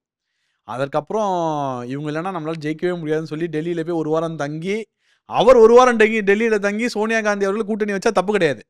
எடப்பாடி அவர்கள் வந்து அமித்ஷா 2 கார் மாறி போனா, 3 கார் போனா தப்பு. அதாவது இதுல பாருங்க, எடப்பாடி எத்தனை கார் மாறுனாருங்கிறத இன்டெலிஜென்ஸ் போட்டு வாட்ச் பண்றாங்க. ஆமா, கரெக்ட். இதே உதயநிதி ஸ்டாலின் விக்ரம் ஜூஜியும் ஆகாஷ் பாஸ்கரையும் கூட்டிட்டு போயிட்டு நடுராத்திரியில நெஞ்சு வலியில துடிச்சிட்டு இருக்கக்கூடிய செந்தில் பாலாஜி போய் ஏன் பார்த்தாருங்கிறது ஏன் இவங்க இன்டெலிஜென்ஸை வச்சு கண்காணிக்கல இது வரைக்கும்? இதே உதயநிதி ஸ்டாலின் அன்னைக்கு அரெஸ்ட் ஆனார் இல்லையா செந்தில் பாலாஜி, அப்ப வந்து ஹாஸ்பிட்டல் அட்மிட் ஆயிருக்கிறார், நெஞ்சு வலிக்குதுன்னு சொல்லிட்டு வழியில துடிச்சிட்டு இருக்காரு பாவம். அந்த நேரத்துல உதயநிதி போனதுக்கு அப்புறம் போலீஸ் நிறுத்திடுறாங்க. அதுக்கப்புறம் இவர் சொல்றாரு அந்த 2 பேர்த்தையும் அனுப்பு அப்படின்னு. அந்த 2 பேரும் யாருன்னு பார்த்தா ஆகாஷ் பாஸ்கரும் விக்ரம் ஜூஜுவும். அவங்க 2 பேரும் போய் நெஞ்சு வலியில துடிச்சிட்டு இருக்க பாலாஜியை பார்க்க வேண்டிய கட்டாயம் என்ன? அவங்க 2 பேரும் என்ன மெடிக்கல் எக்ஸ்பர்ட்டா? ஹார்ட் ஸ்பெஷலிஸ்டா? அங்க இருக்கக்கூடிய ட்ரீட்மெண்ட் கொடுத்துட்டு இருக்கிற டாக்டர்கிட்ட போய் செந்தில் பாலாஜி என்ன லைன் ஆஃப் ட்ரீட்மெண்ட் கொடுத்துட்டு இருக்கீங்கன்னு கன்சல்டன்சி கொடுக்க போறாங்களா? எதுக்காக கூட்டு போனாங்க? இதெல்லாம் ஏன் வந்து உங்களால கவனிக்க முடியல? இதுக்கெல்லாம் உங்களோட இன்டெலிஜென்ஸ் இல்லையா? எடப்பாடி எங்க போறாரு, எத்தனை கார் மாறுறாருன்னு பாக்குறீங்க? இவர் யார் கூட போனாரு, யாரை போய் பார்த்தாருங்கிறதெல்லாம் ஏன் கவனிக்கல? அப்ப இது எவ்வளவு பெரிய ஒரு ப்ராப்ளம் இன்னைக்கு தமிழ்நாட்டுல இருக்குன்னு பாருங்க. சார், ஒரு 12% வாக்கு சார். மைனாரிட்டி வாக்குகள் திமுகவை காலம் காலமா நம்பி, ஐ திங்க் 2014 11ல மட்டும் தான் அவங்க ஓரளவுக்கு வந்து மாத்தி ஓட்டு போட்டாங்க. அது ஓரளவுக்கு தான். கிட்டத்தட்ட அதுல 50% தான் வந்து மாத்தி போட்டிருக்காங்க ஜெயலலிதா அம்மாக்கு, அதிமுக அந்த சார்ந்த கூட்டணிக்கு. மிச்சம் எல்லா வாட்டியும் திமுக பக்கமும் காங்கிரஸ் பக்கம் தான் நின்றுருக்காங்க மைனாரிட்டிஸ். அந்த மைனாரிட்டிஸ்க்கு கொடுத்த வாக்குறுதிகளை நிறைவேற்றினாங்களா இல்லையா? இல்ல இப்ப இப்ப இந்த மைனாரிட்டி ஓட்டு திமுகவுக்கு வருதுங்கிறதே எனக்கு உடன்பாடு இல்ல. அங்க ஏன் திமுகவுக்கு வருது அப்படின்னு கேட்டீங்கன்னா, அங்க நீங்க சொன்ன மாரி காங்கிரஸ்னு ஒரு கட்சி இருக்கிறனால. 2வது இன்னைக்கு திருமாவளவன் அவர்கள் அங்க இருக்கிறனால. ஏன்னா காங்கிரஸ் வந்து சிறுபான்மையினர்ங்கிறது அங்க ஆல் இண்டியா லெவல்ல வந்து பிஜேபிக்கும் காங்கிரஸ்க்கும் ரிஃப்ட் இருக்கு. அதனால காங்கிரஸ் வந்து சிறுபான்மையினருடைய காவலர்ங்கிற மாரி அவங்க வந்து போர்ட்ரேட் பண்ணியிருக்காங்க. அதனால அவங்களுக்கு அந்த வாக்கு விழுது. அதே மாரி இவரு திருமாவளவன் அவர்கள் வந்து இந்த சனாதன கொள்கையை எதிர்த்து அவரு நெறைய பேசுறனால, இந்த 2 பேருனாலயும் தான் வந்து அங்க வாக்கு வருது. சிறுபான்மையினருடைய வாக்கு கிடைக்குதே ஒழிய, அது திமுகவாக விழுகிற வாக்கு அல்ல. இது வந்து நம்ம ஃபர்ஸ்ட் எதார்த்தமா புரிஞ்சுக்கணும். இப்போ என்ன ஆயிருச்சுன்னா, அவங்களுக்கு மைனாரிட்டி அப்பீஸ்மென்ட் தான் பண்ணிட்டு இருக்காங்க. ஸோ இந்த 12%க்காக. இன்னைக்கு அவங்க ஆல் இண்டியா லெவல்ல பாரதிய ஜனதா எடுக்கிறது வந்து மெஜாரிட்டி அப்பீஸ்மென்ட். இவங்க மைனாரிட்டி அப்பீஸ்மென்ட் பண்றாங்க, அவங்க மெஜாரிட்டி அப்பீஸ்மென்ட் பண்றாங்க. அது தப்புனா இதுவும் தப்பு, இது கரெக்ட்னா அதுவும் கரெக்ட். அப்போ இது புரிஞ்சதுக்கு அப்புறம் இன்னைக்கு வந்து ஓரளவுக்கு வந்து இங்க மக்கள் வந்து கொஞ்சம் யோசிக்க ஆரம்பிக்கிறாங்க. இவங்க வந்து மைனாரிட்டின்னு சொல்லி மெஜாரிட்டிய வந்து இவங்க வந்து கண்டுக்கிறது இல்லைங்கிறது தமிழ்நாட்டுக்குள்ளாரையும் இப்போ வந்து அந்த ஃபீலிங் வர ஆரம்பிச்சிருச்சு. அதனால தான் ஸ்டாலின் அவர்களே வந்து சொல்றாரு, எங்க கட்சியில 90% மேல இந்துக்கள் தான் இருக்காங்கன்றாரு. கையில வேல தூக்குறாங்க. சமீபமா வந்து முருகனுக்கு சர்வதேச மாநாடு நடத்துறாங்க. நம்மளுடைய கவர்ன்மெண்ட் என்ன கவர்ன்மெண்ட் இது? செக்குலர் கவர்ன்மெண்ட்டா இல்ல வந்து நான் செக்குலர் கவர்ன்மெண்ட்டா? டிஎம்கே அவங்க சொல்றது any government is a secular government. அப்போ ஒரு திமுக அரசாங்கம் எப்படி போய் வந்து முருகனுக்கு மாநாடு நடத்துறீங்க? எதுக்காக நடத்துறீங்க? இன்னைக்கு வந்து இதே பாரதிய ஜனதா நடத்துறாங்க. இப்போ ஜூன் 22 பர்மிஷன் கொடுக்கலையா? பல அவதூறுகள் பண்ணிட்டு இருக்காங்க. அது பாரதிய ஜனதா நடக்கல, இந்து முன்னணி நடத்துது. அது கிட்டத்தட்ட இன்டகிரேட்டட் தான் பண்றாங்க. எப்படி திக திமுக இருக்கோ அந்த மாதிரி தான் அதுவும் நான் நினைக்கிறேன் பர்சனலா. சார், அந்த இந்து மாநாடை வந்து அறநிலைத்துறையோட காசுல, மக்கள் உண்டியல்ல கோயில் டெவலப்மெண்ட்டுக்காக போட்ட காசுல நடத்துறாங்க. இது வந்து அவங்களே காசு போட்டு சேர்ந்து எல்லாரோடையும் வந்து கலெக்ட் பண்ணி நடத்துறாங்க. பட் இந்த ஹிந்து மாநாடுக்கு வந்து நடத்தலாம். அந்த முருகர் ஒரிஜினல், அந்த முருகர் ஒரிஜினல், இந்த முருகர் டூப்ளிகேட் மாதிரி சேகர் பாபு உண்மையான பக்தர்கள் அங்க போகக்கூடாது, உண்மையான பக்தர்கள் அங்க போக மாட்டாங்க அப்படின்னா எதை பார்த்து அவங்க பயப்படுறாங்க? அதுதான் சொல்ல வரேன். இப்போ இன்னைக்கு வந்து நீங்க மைனாரிட்டி அப்பீஸ்மென்ட் பண்ணிட்டு இருக்கும்போது, இப்போ மைனாரிட்டி 12% இருக்காங்கன்னா 12% திமுகவுக்கு போட்டிருப்பாங்கன்னு நீங்க நினைக்கிறீங்களா? அதிமுகவுக்கும் 1, 2% வந்திருக்கும். மெஜாரிட்டி அங்க போகுதுன்னா கூட அதிமுக கூட்டணிக்கும் வந்திருக்கும். பாரதிய ஜனதாவுக்கும் சில முஸ்லிம்ஸ் ஓட்டு போட்டிருப்பாங்க. எல்லா கட்சிக்கும் சில ஓட்டு போட்டிருப்பாங்க. ஆனா, இப்ப மெஜாரிட்டி பார்க்கும்போது, நீங்க 12% மைனாரிட்டிய தூக்கிட்டீங்கன்னா 88% மெஜாரிட்டி வந்து வேற மதத்த சார்ந்தவங்க இருக்காங்க. அப்போ இந்த இடத்துல இந்த மக்கள் எல்லாம் இன்னைக்கு வந்து கொஞ்சம் ரியலைஸ் பண்ண ஆரம்பிச்சுட்டாங்க. ஏன்னா, இவங்க எப்பயுமே வந்து இப்ப டிஎம்கே பேசும்போது கூட என்ன சொல்லுவாங்கன்னா, நாங்க வந்து மதத்த எதிர்க்கிறது இல்ல. ஆனா நாங்க மூட நம்பிக்கையை எதிர்க்கிறோம் அப்படின்பாங்க. நான் கேட்கிறது, இன்னைக்கு இந்த மாரி ஒரு மூட நம்பிக்கை, சூப்பர்ஸ்டிஷன்ஸ் வந்து மத்த மதங்கள்ல இல்லையா? கிறிஸ்டியானிட்டில இன்னைக்கு வந்து சூப்பர்ஸ்டிஷன் இல்லையா? முஸ்லிம்கள்ல அது இல்லையா? அதையெல்லாம் எதிர்த்து என்னைக்காவது பேசியிருக்காங்களா? திமுகவோ, திராவிட கழகமோ என்னைக்காவது பேசியிருக்காங்களா? அப்போ இந்த மாரி பேசி வந்து இவ்வளவு நாள் வந்து மக்கள்கிட்ட வந்து எதிர்ப்பு குரல் இருந்தாலும், அத ஒழிக்கிறதுக்கு அவங்க கிட்ட தைரியம், திராணி இல்லாம இருந்தாங்க. இப்ப வந்து அது அதிகமா இருக்குன்னு நான் பார்க்குறேன். அதனால தான் வந்து இன்னைக்கு என்ன அவங்களே டிஎம்கேவே ஃபீல் பண்ணிட்டாங்க. ஓ! இப்ப நம்ம மைனாரிட்டி அப்பீஸ்மென்ட் பாலிடிக்ஸ் எடுத்தது வந்து நமக்கு இவ்வளோ நாள் கை குடுத்துச்சு. ஆனா இப்ப வந்து அதுக்கு வந்து அதே நமக்கு பேக் ஃபயர் ஆகப் போகுதுன்னு ரியலைஸ் பண்ணனால தான் 90% எங்ககிட்ட இந்து, வேல்முருகன வேல தூக்குறது, இன்னைக்கு வந்து முருகனுக்கு போயி மாநாடு. மாநாடு நடத்துறது. அப்ப நீங்க ஒரு செக்குலர் கவர்ன்மென்ட்ங்கிறீங்க. நீங்க ஏன் சார் போய் நடத்துறீங்க முருகன் மாநாடு? இப்ப இன்னைக்கு ஒரு இந்து முன்னணி நடக்குதுன்னா, அவங்க ஏதோ ஒரு மதத்தின் சார்புல இந்து முன்னணி வச்சிருக்காங்க. அவங்க செய்யட்டும் அத. நீங்க ஏன் போய் செய்றீங்க அத? அப்ப நீங்க செய்யும்போது ரைட்டு. அவங்க செய்யும்போது ராங்னா என்ன? நீங்க முருகனுக்கு ஹோல்சேல் டீலரா நீங்க? தமிழ்நாடு கவர்ன்மெண்ட் தான் இன்னைக்கு வந்து முருகனுக்கு ஹோல்சேல் டீலர்ஷிப் எடுத்து வச்சிருக்கீங்களா? வேற யாரும் அவங்கள கிளைம் பண்ணக்கூடாதா? வேற யாரையும் அந்த ஃபங்ஷன் நடத்தக்கூடாதா? இல்ல நீங்க நடத்துனதுக்கும் அவங்க நடத்துறதுக்கு என்ன வித்தியாசம்? நீங்களும் முருகன் புகழ் பாடப் போறீங்க. சரி அப்படிதான் நீங்க முருகன் மாநாடு நடத்தணும். முருகன் மேல பக்தர்ன்னு வச்சுக்கங்க. கந்த சஷ்டி கவச்ச பிரச்சனை வந்துச்சுல்ல? என்ன பண்ணாங்க? என்ன பண்ணுனீங்க நீங்க? இல்ல கந்த சஷ்டி கவசத்துக்கு அப்புறம் தான் வேலைய எடுத்தாரு அவரு. ஆ. கந்த சஷ்டி கவசம் முடிஞ்ச உடனே ஐயையோ! இது நமக்கு இது பிரச்சனை ஆயிடுமேன்னு சொல்லி தான் அந்த வேல வந்து எடுத்து சார் ஒண்ணும் இல்ல எந்த சார். எதிர்ப்பு குரல் ஏதாவது குடுத்தீங்களா அப்போ? எதிர்ப்புக்குள்ளத ஒண்ணும் தரல.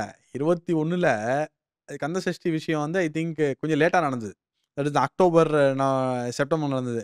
அது மட்டும் ஜனவரி, பிப்ரவரில நடந்ததுன்னு வச்சுக்கோங்களேன், சீனே வேற. ஆ. அது கொஞ்சம் முன்னாடி நடந்ததுனால ஸ்டாலின் அவர்களுக்கு ஜாதகம் நல்லா இருக்கு அந்த டைம்ல. அதனால ஹி வென்ட் த்ரூ தான் நான் நினைக்கிறேன். எதுக்காக இந்த எவிடன்ஸஸ்லாம் சொல்றோம்னா, எல்லாத்துலயுமே வந்து டிஎம்கே வந்து டபுள் ஸ்டாண்டர்டா இருக்கறனால தான் நம்ம அவங்கள விமர்சிக்க வேண்டியதா இருக்கு. நீங்க சொல்லொன்று, செயல் ஒன்றா இருக்கக்கூடாது. சொல்லொன்று, செயல் வேறையா இருக்கக்கூடாது. நாங்க சொல்றத தான் செய்வோன்றீங்க. அப்ப செய்யறது தானே சொல்லணும். ஆனா நீங்க சொல்றது வேற, செய்யறது வேறன்னு இருக்கும்போது, அப்ப நம்ம மாரி ஆட்கள் விமர்சிக்காம அத என்ன பண்றது? இப்ப நம்ம என்ன திமுக வந்து ஆகாத கட்சியா? இல்ல. நீங்க சொல்றத செய்றீங்களா? நீங்க சொல்லாததெல்லாம் செஞ்சோம். அத பத்தி எங்களுக்கு கவலையே கிடையாது. சொன்னத செஞ்சீங்களா? கரெக்ட். சொன்னத செஞ்சிருந்தீங்கன்னா தான், அதுக்கப்புறம் நீங்க சொல்லாதது என்னென்ன செஞ்சீங்கங்கிறதுக்கே நம்ம உள்ளார வர முடியும். சொன்னத நீங்க இந்த அளவுக்கு சொல்லிட்டு, எதையுமே நீங்க செய்யலைங்கும்போது, நாங்க சொல்லாதத செஞ்சோம்னாக்கா எதுக்கு அது? அப்ப அது மந்திரத்துல எங்கேயோ மாங்கா விழுந்திருக்குன்னு தான அர்த்தம். சொன்னதையே உங்கனால செய்ய முடியலன்னா, கமிட் பண்ணத உங்கனால டெலிவரி குடுக்க முடியலன்னா, ஏதோ ஒண்ணு பாருங்க நாங்க சொல்லாம செஞ்சிருக்கோம்னா, அது எங்கேயோ ஒரு மந்திரத்துல மாங்கா விழுந்திருக்குன்னு அர்த்தம். ஏன்னா நீங்க எதுக்கு பிளான் பண்ணி, புரோகிராம் பண்ணீங்களோ, அத எக்ஸிக்யூட் பண்ண முடியல. அன்பிளான்ட் திங்ஸ வந்து எக்ஸிக்யூட் பண்ணியிருக்கீங்கன்னா, அப்ப அது வந்து it raises a great question on their ability, and their commitment, and their will to deliver. So அப்ப எல்லாத்துலயுமே வந்து அவங்க இரட்டை நிலைப்பாடு வந்து ஹெவி இரட்டை நிலைப்பாடு. அப்படிதான் நம்ம பார்க்கிறோம். அதனால வந்து இன்னைக்கு திமுக வந்து சிறுபான்மையினருக்கு காவலர்ங்கிறதெல்லாம் இன்னைக்கு சிறுபான்மையினே நம்புறதுக்குனால இப்ப நல்லா யோசிச்சு பாருங்க. இன்னைக்கு காங்கிரஸ் வந்து வெளிய வராங்கன்னு வச்சுக்கங்க. சிறுபான்மையினர் வாக்கு அவங்களுக்கு போயிரும்னு நினைக்கிறீங்களா? கண்டிப்பா போகாது. அப்ப பிரிஞ்சிரும், உடைஞ்சிரும். அப்ப இந்த சிறுபான்மையினர் வாக்கு அங்க காங்கிரஸ் இருக்கறனாலயும் கூடுதலா விடுதலை சிறுத்தைகள் திருமாவர்கள் அங்க இருக்கறனால தான் அவங்களுக்கு வந்து சிறுபான்மையினருடைய வாக்கு. சார் அரசாங்க ஊழியர் பத்தி நம்ம நிச்சயம் பேசி ஆகணும் சார். இந்த நம்ம எல்லா 2021 வாக்குறுதிகள் பேசினா அரசாங்க ஊழியர் பத்தி பேசணும். இன்ஃபேக்ட் ஜாட்கோஜி எல்லாம் வந்து அப்ரப்டா ஓப்பனா ஆதரவு குடுத்தாங்க. நெறைய விஷயத்துல. பட் அரசாங்க ஊழியர் சாட்டிஸ்ஃபைடா இருக்கான்னு நினைக்கிறீங்களா சார் இந்த கவர்மெண்ட்ல? இன்னைக்கு தமிழ்நாட்டுல இருக்கக்கூடிய அத்தனை செக்மெண்ட் ஆஃப் பீப்பிள்லயும் highly disappointed, highly frustrated segment யாருன்னா கவர்ன்மென்ட் எம்ப்ளாயீஸ் தான். ஸோ இருக்கிறதுல ஹை ஃப்ரஸ்ட்ரேஷன் அவங்களுக்கு தான். அவங்களுக்கு தான் high frustration.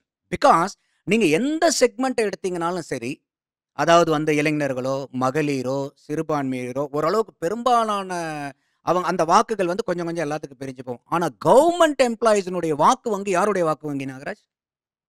DMK வாக்கவங்க. 97, 98% of the government employees வந்து டிஎம்கேனுடைய வோட் பேங்க். அப்போ இவங்க வரும்போது சொன்னது என்னன்னாக்கா, நாங்க வந்தோம்னா பழைய பென்ஷன் திட்டத்த கொண்டு வருவோம்ன்னு சொல்லிட்டு ஒரு பெரிய ப்ராமிஸ் குடுத்தாங்க. அங்கேயே போய் நின்னு நாங்க ஆட்சிக்கு வந்தா பண்ணுவோம். அப்படின்னு சொல்லிட்டு அவ்வளோ எதிர்பார்ப்பு ஏன்னா அப்ப வந்து அதிமுக ஆட்சியில அரசாங்க ஊழியர்கள் வந்து பயங்கரமான போராட்டம் நடத்துனாங்க. ஆனா எடப்பாடியார் அவர்கள் வந்து அன்னைக்கு அவங்கள ஏமாத்தணும்னு நினைக்கல. இல்லைங்க முடியாதுங்க. இதனால எங்கனால பண்ண முடியாதுன்னு ஹானஸ்ட்டா சொன்னாங்க. ரொம்ப வெளிப்படையா சொன்னாங்க. இல்ல இது வந்து நாட் பாசிபிள். எக்கனாமிக்கலி எந்த இடத்துல கூட்டி பார்த்தாலும் it's not economically viable scheme அப்படின்னு சொல்லிட்டு அவங்க வந்து டிக்ளேர் பண்ணாங்க. ஆனா அத பயன்படுத்தி அந்த சந்தர்ப்பத்த பயன்படுத்தி திமுக குடுத்த வாக்குறுதிகள் எத்தனை எத்தனை. நாங்க வந்தா ஓல்டு பென்ஷன் ஸ்கீம் குடுத்துருவோம். 10 வருஷத்துக்கு மேல கான்ட்ராக்ட் எம்ப்ளாய்மென்ட் வொர்க் பண்ணிட்டு இருக்கிறவங்கள பூரா பெர்மனன்ட் பண்ணுவோம்னாங்க. அரசாங்கத்துல 10 வருஷத்துக்கு மேல இருக்கிறவங்கள பூரா நாங்க பெர்மனன்ட் எம்ப்ளாயி ஆக்கிடுவோம். இப்போ கூட அது பெர்மனன்ட் எம்ப்ளாயி ஆக்கிடுவான்னு சொன்னாங்க. இப்போ கூட டெம்பரவரி லெக்சரர்ஸ் தான் எடுத்திருக்காங்க. 1500 பேர் கிட்டத்தட்ட. இது பெரிய ஸ்கேம் நாகராஜ் இதுல. அதாவது இவங்க கட்சியினுடைய இப்ப திமுகன்னு ஒரு கொள்கைன்னு ஒரு 4, 5 வார்த்தைய சொல்லுவாங்க. வார்த்தை என்ன வார்த்தை வரும் அவங்க கிட்ட கொள்கைங்கும்போது? திமுகல சமூக நீதி, சமத்துவம். ஃபர்ஸ்ட்டே சமூக நீதின்பாங்க. அதுதான் முதல் வார்த்தை. அந்த சமூக நீதிய குழி தோண்டி புதைக்கிறது இந்த கான்ட்ராக்ட் எம்ப்ளாய்மென்ட் ஹையர் பண்றது. காரணம் என்னன்னு கேட்டீங்கன்னா, நீங்க கவர்ன்மென்ட் எம்ப்ளாயிக்கு ஃபுல் டைமா நீங்க ஹையர் பண்ணும்போது நீங்க ரிசர்வேஷன் அப்ளிகபிள்.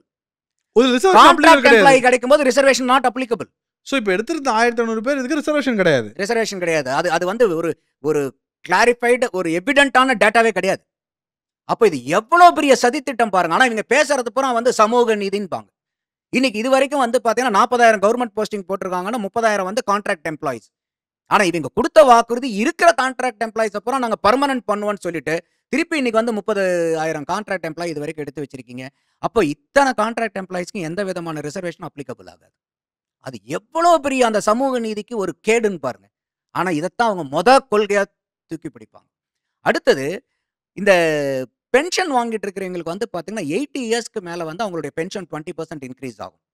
அத இவங்க தேர்தல் வாக்குறுதியில என்ன சொல்லியிருந்தாங்கன்னா 70 வயசு ஆகும்போதே நாங்க 10% இன்க்ரீஸ் பண்ணிடுறோம். 80 வயசு வரைக்கும் நிறைய பேர் இருக்கிறது இல்ல. அப்படியே இருந்தாலும் அப்ப 20 பண்றதுக்கு 70 இயர்ஸ்ல இன்னும் கொடுத்தோம்னா அது பெரிய அட்வான்டேஜ் இருக்கும். அடுத்தது மறுபடியும் 80வது வயசுல திருப்பி பேலன்ஸ் 10 கொடுத்துருவோம் அப்படிங்கறது வாக்குறுதி. அத நம்பி முதியோர்கள் எத்தனை பேர் எங்களுக்கு வாக்களிச்சிருக்காங்க. அப்ப இளைஞர்கள் கூட்டம் மட்டும் இவங்க ஏமாத்தல. முதியோர் கூட்டத்தை இவங்க ஏமாத்திருக்காங்க. தாத்தா பாட்டி, தாத்தா பாட்டி, பேரன், பொண்ணு, எல்லா sector all segment of people have been cheated by DMK's unachievable poll promises. அப்போ இந்த அளவுக்கு வந்து நீங்க அந்த கான்ட்ராக்ட் எம்ப்ளாயிஸ்க்கு வந்து சேலஞ்ச் ஆயிச்சாங்க. அப்போ திருப்பி 2 லட்சம் 3.5 லட்சம் வேகன்சியை ஃபில் பண்ணுவான்னாங்க. அது பண்ணல. இப்ப வேகன்சி ஃபில் பண்ணணுங்கிறது ஒரு பக்கம் இருக்கட்டும் நாகராஜ். 15 லட்சம் பேர் வேலை பார்க்க வேண்டிய இடத்துல இன்னைக்கு 6 லட்சம் பேர் தான் வேலை பார்க்கறாங்கன்னா, அந்த வேலை பார்க்கக்கூடியவங்க மேல எவ்வளவு பணிச்சுமை இருக்கும்னு தெரியுதா உங்களுக்கு? எவ்வளவு அழுத்தம் இருக்கும் அந்த அரசாங்க ஊழியர்கள் மேல? எப்படி அவங்கனால வந்து எஃபிஷியன்ட்டா வொர்க் பண்ண முடியும்? எஃபிஷியன்சியை எப்படி காமிக்க முடியும்? இன்னைக்கு 15 லட்சம் பேர் வேலையை 9 லட்சம் பேர் செய்யறதுனா சாமானிய விஷயமா அது? அப்போ அந்த இடத்துலயும் வந்து பார்த்தோம்னா இன்னைக்கு இருக்கக்கூடிய கவர்மெண்ட் எம்ப்ளாயிஸ் பூரா பயங்கரமா கடுப்புல இருக்காங்க.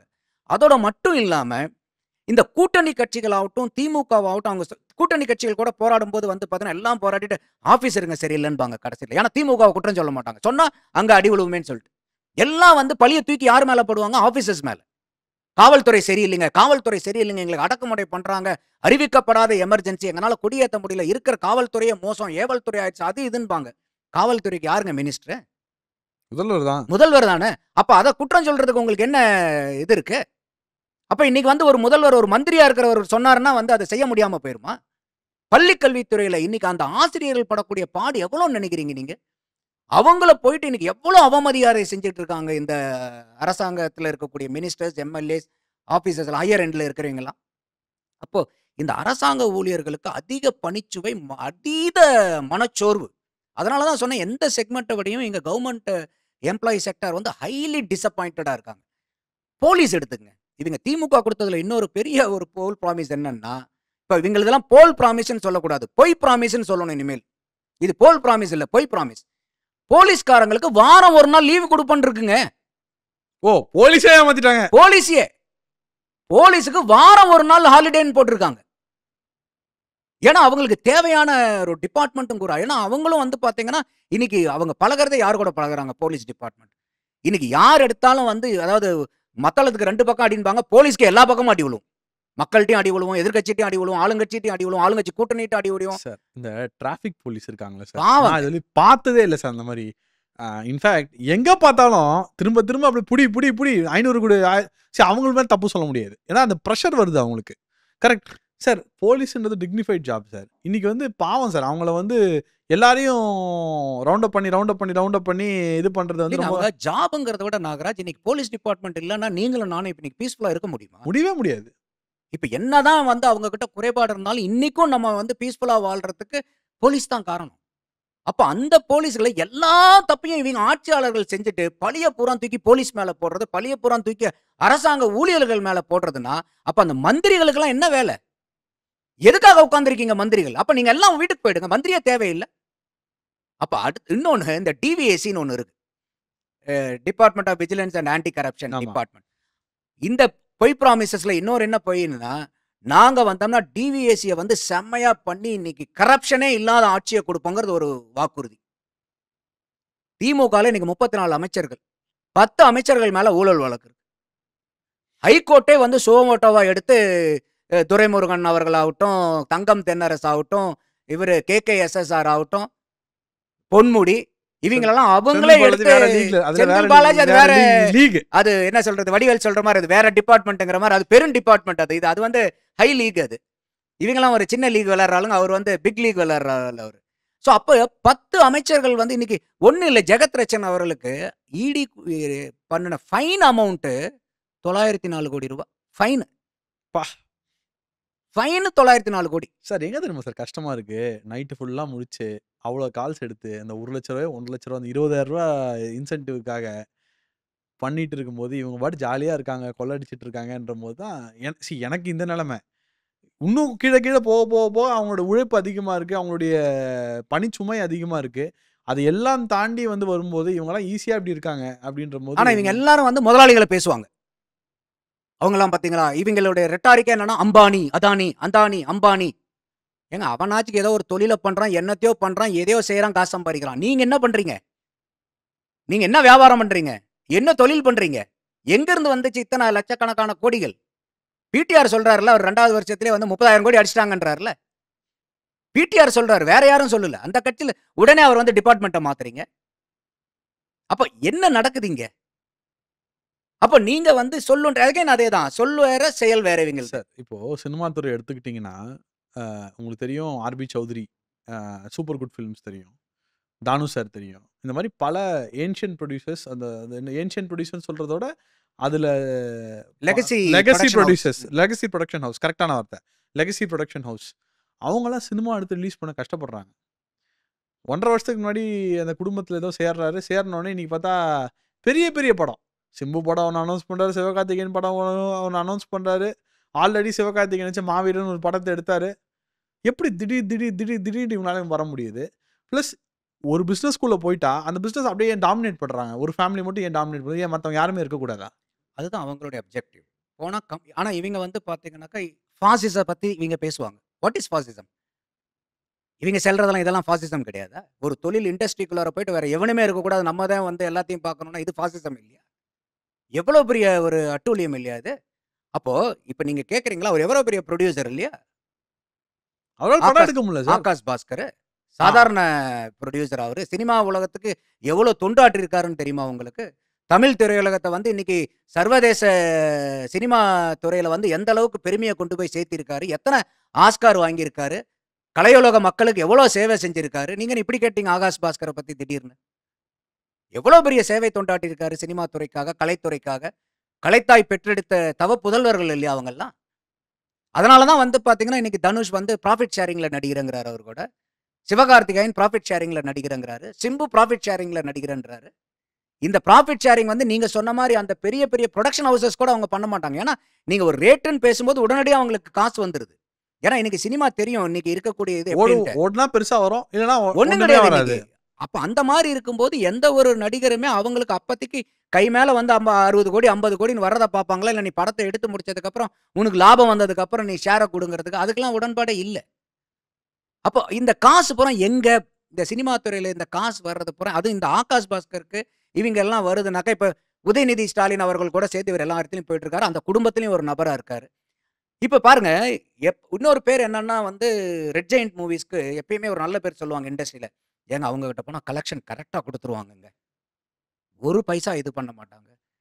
காரணமே, இன்னைக்கு இருக்கக்கூடிய சினிமா இண்டஸ்ட்ரி தான் உங்களுக்கு மனி லாண்டரிங்க்கு ஒரு பெரிய இண்டஸ்ட்ரி. ஓகே.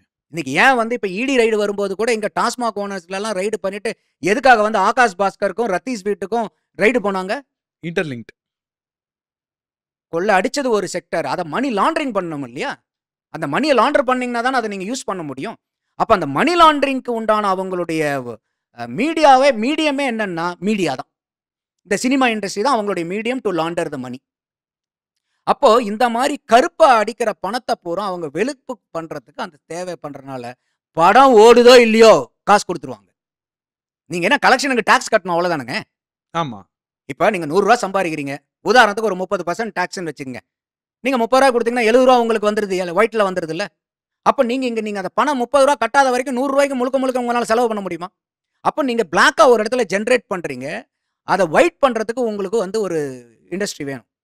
அது வந்து அவங்களுக்கு பெருசா இருக்கிறதுக்கு காரணம் வந்து பார்த்தீங்கன்னா, சினிமா இண்டஸ்ட்ரி.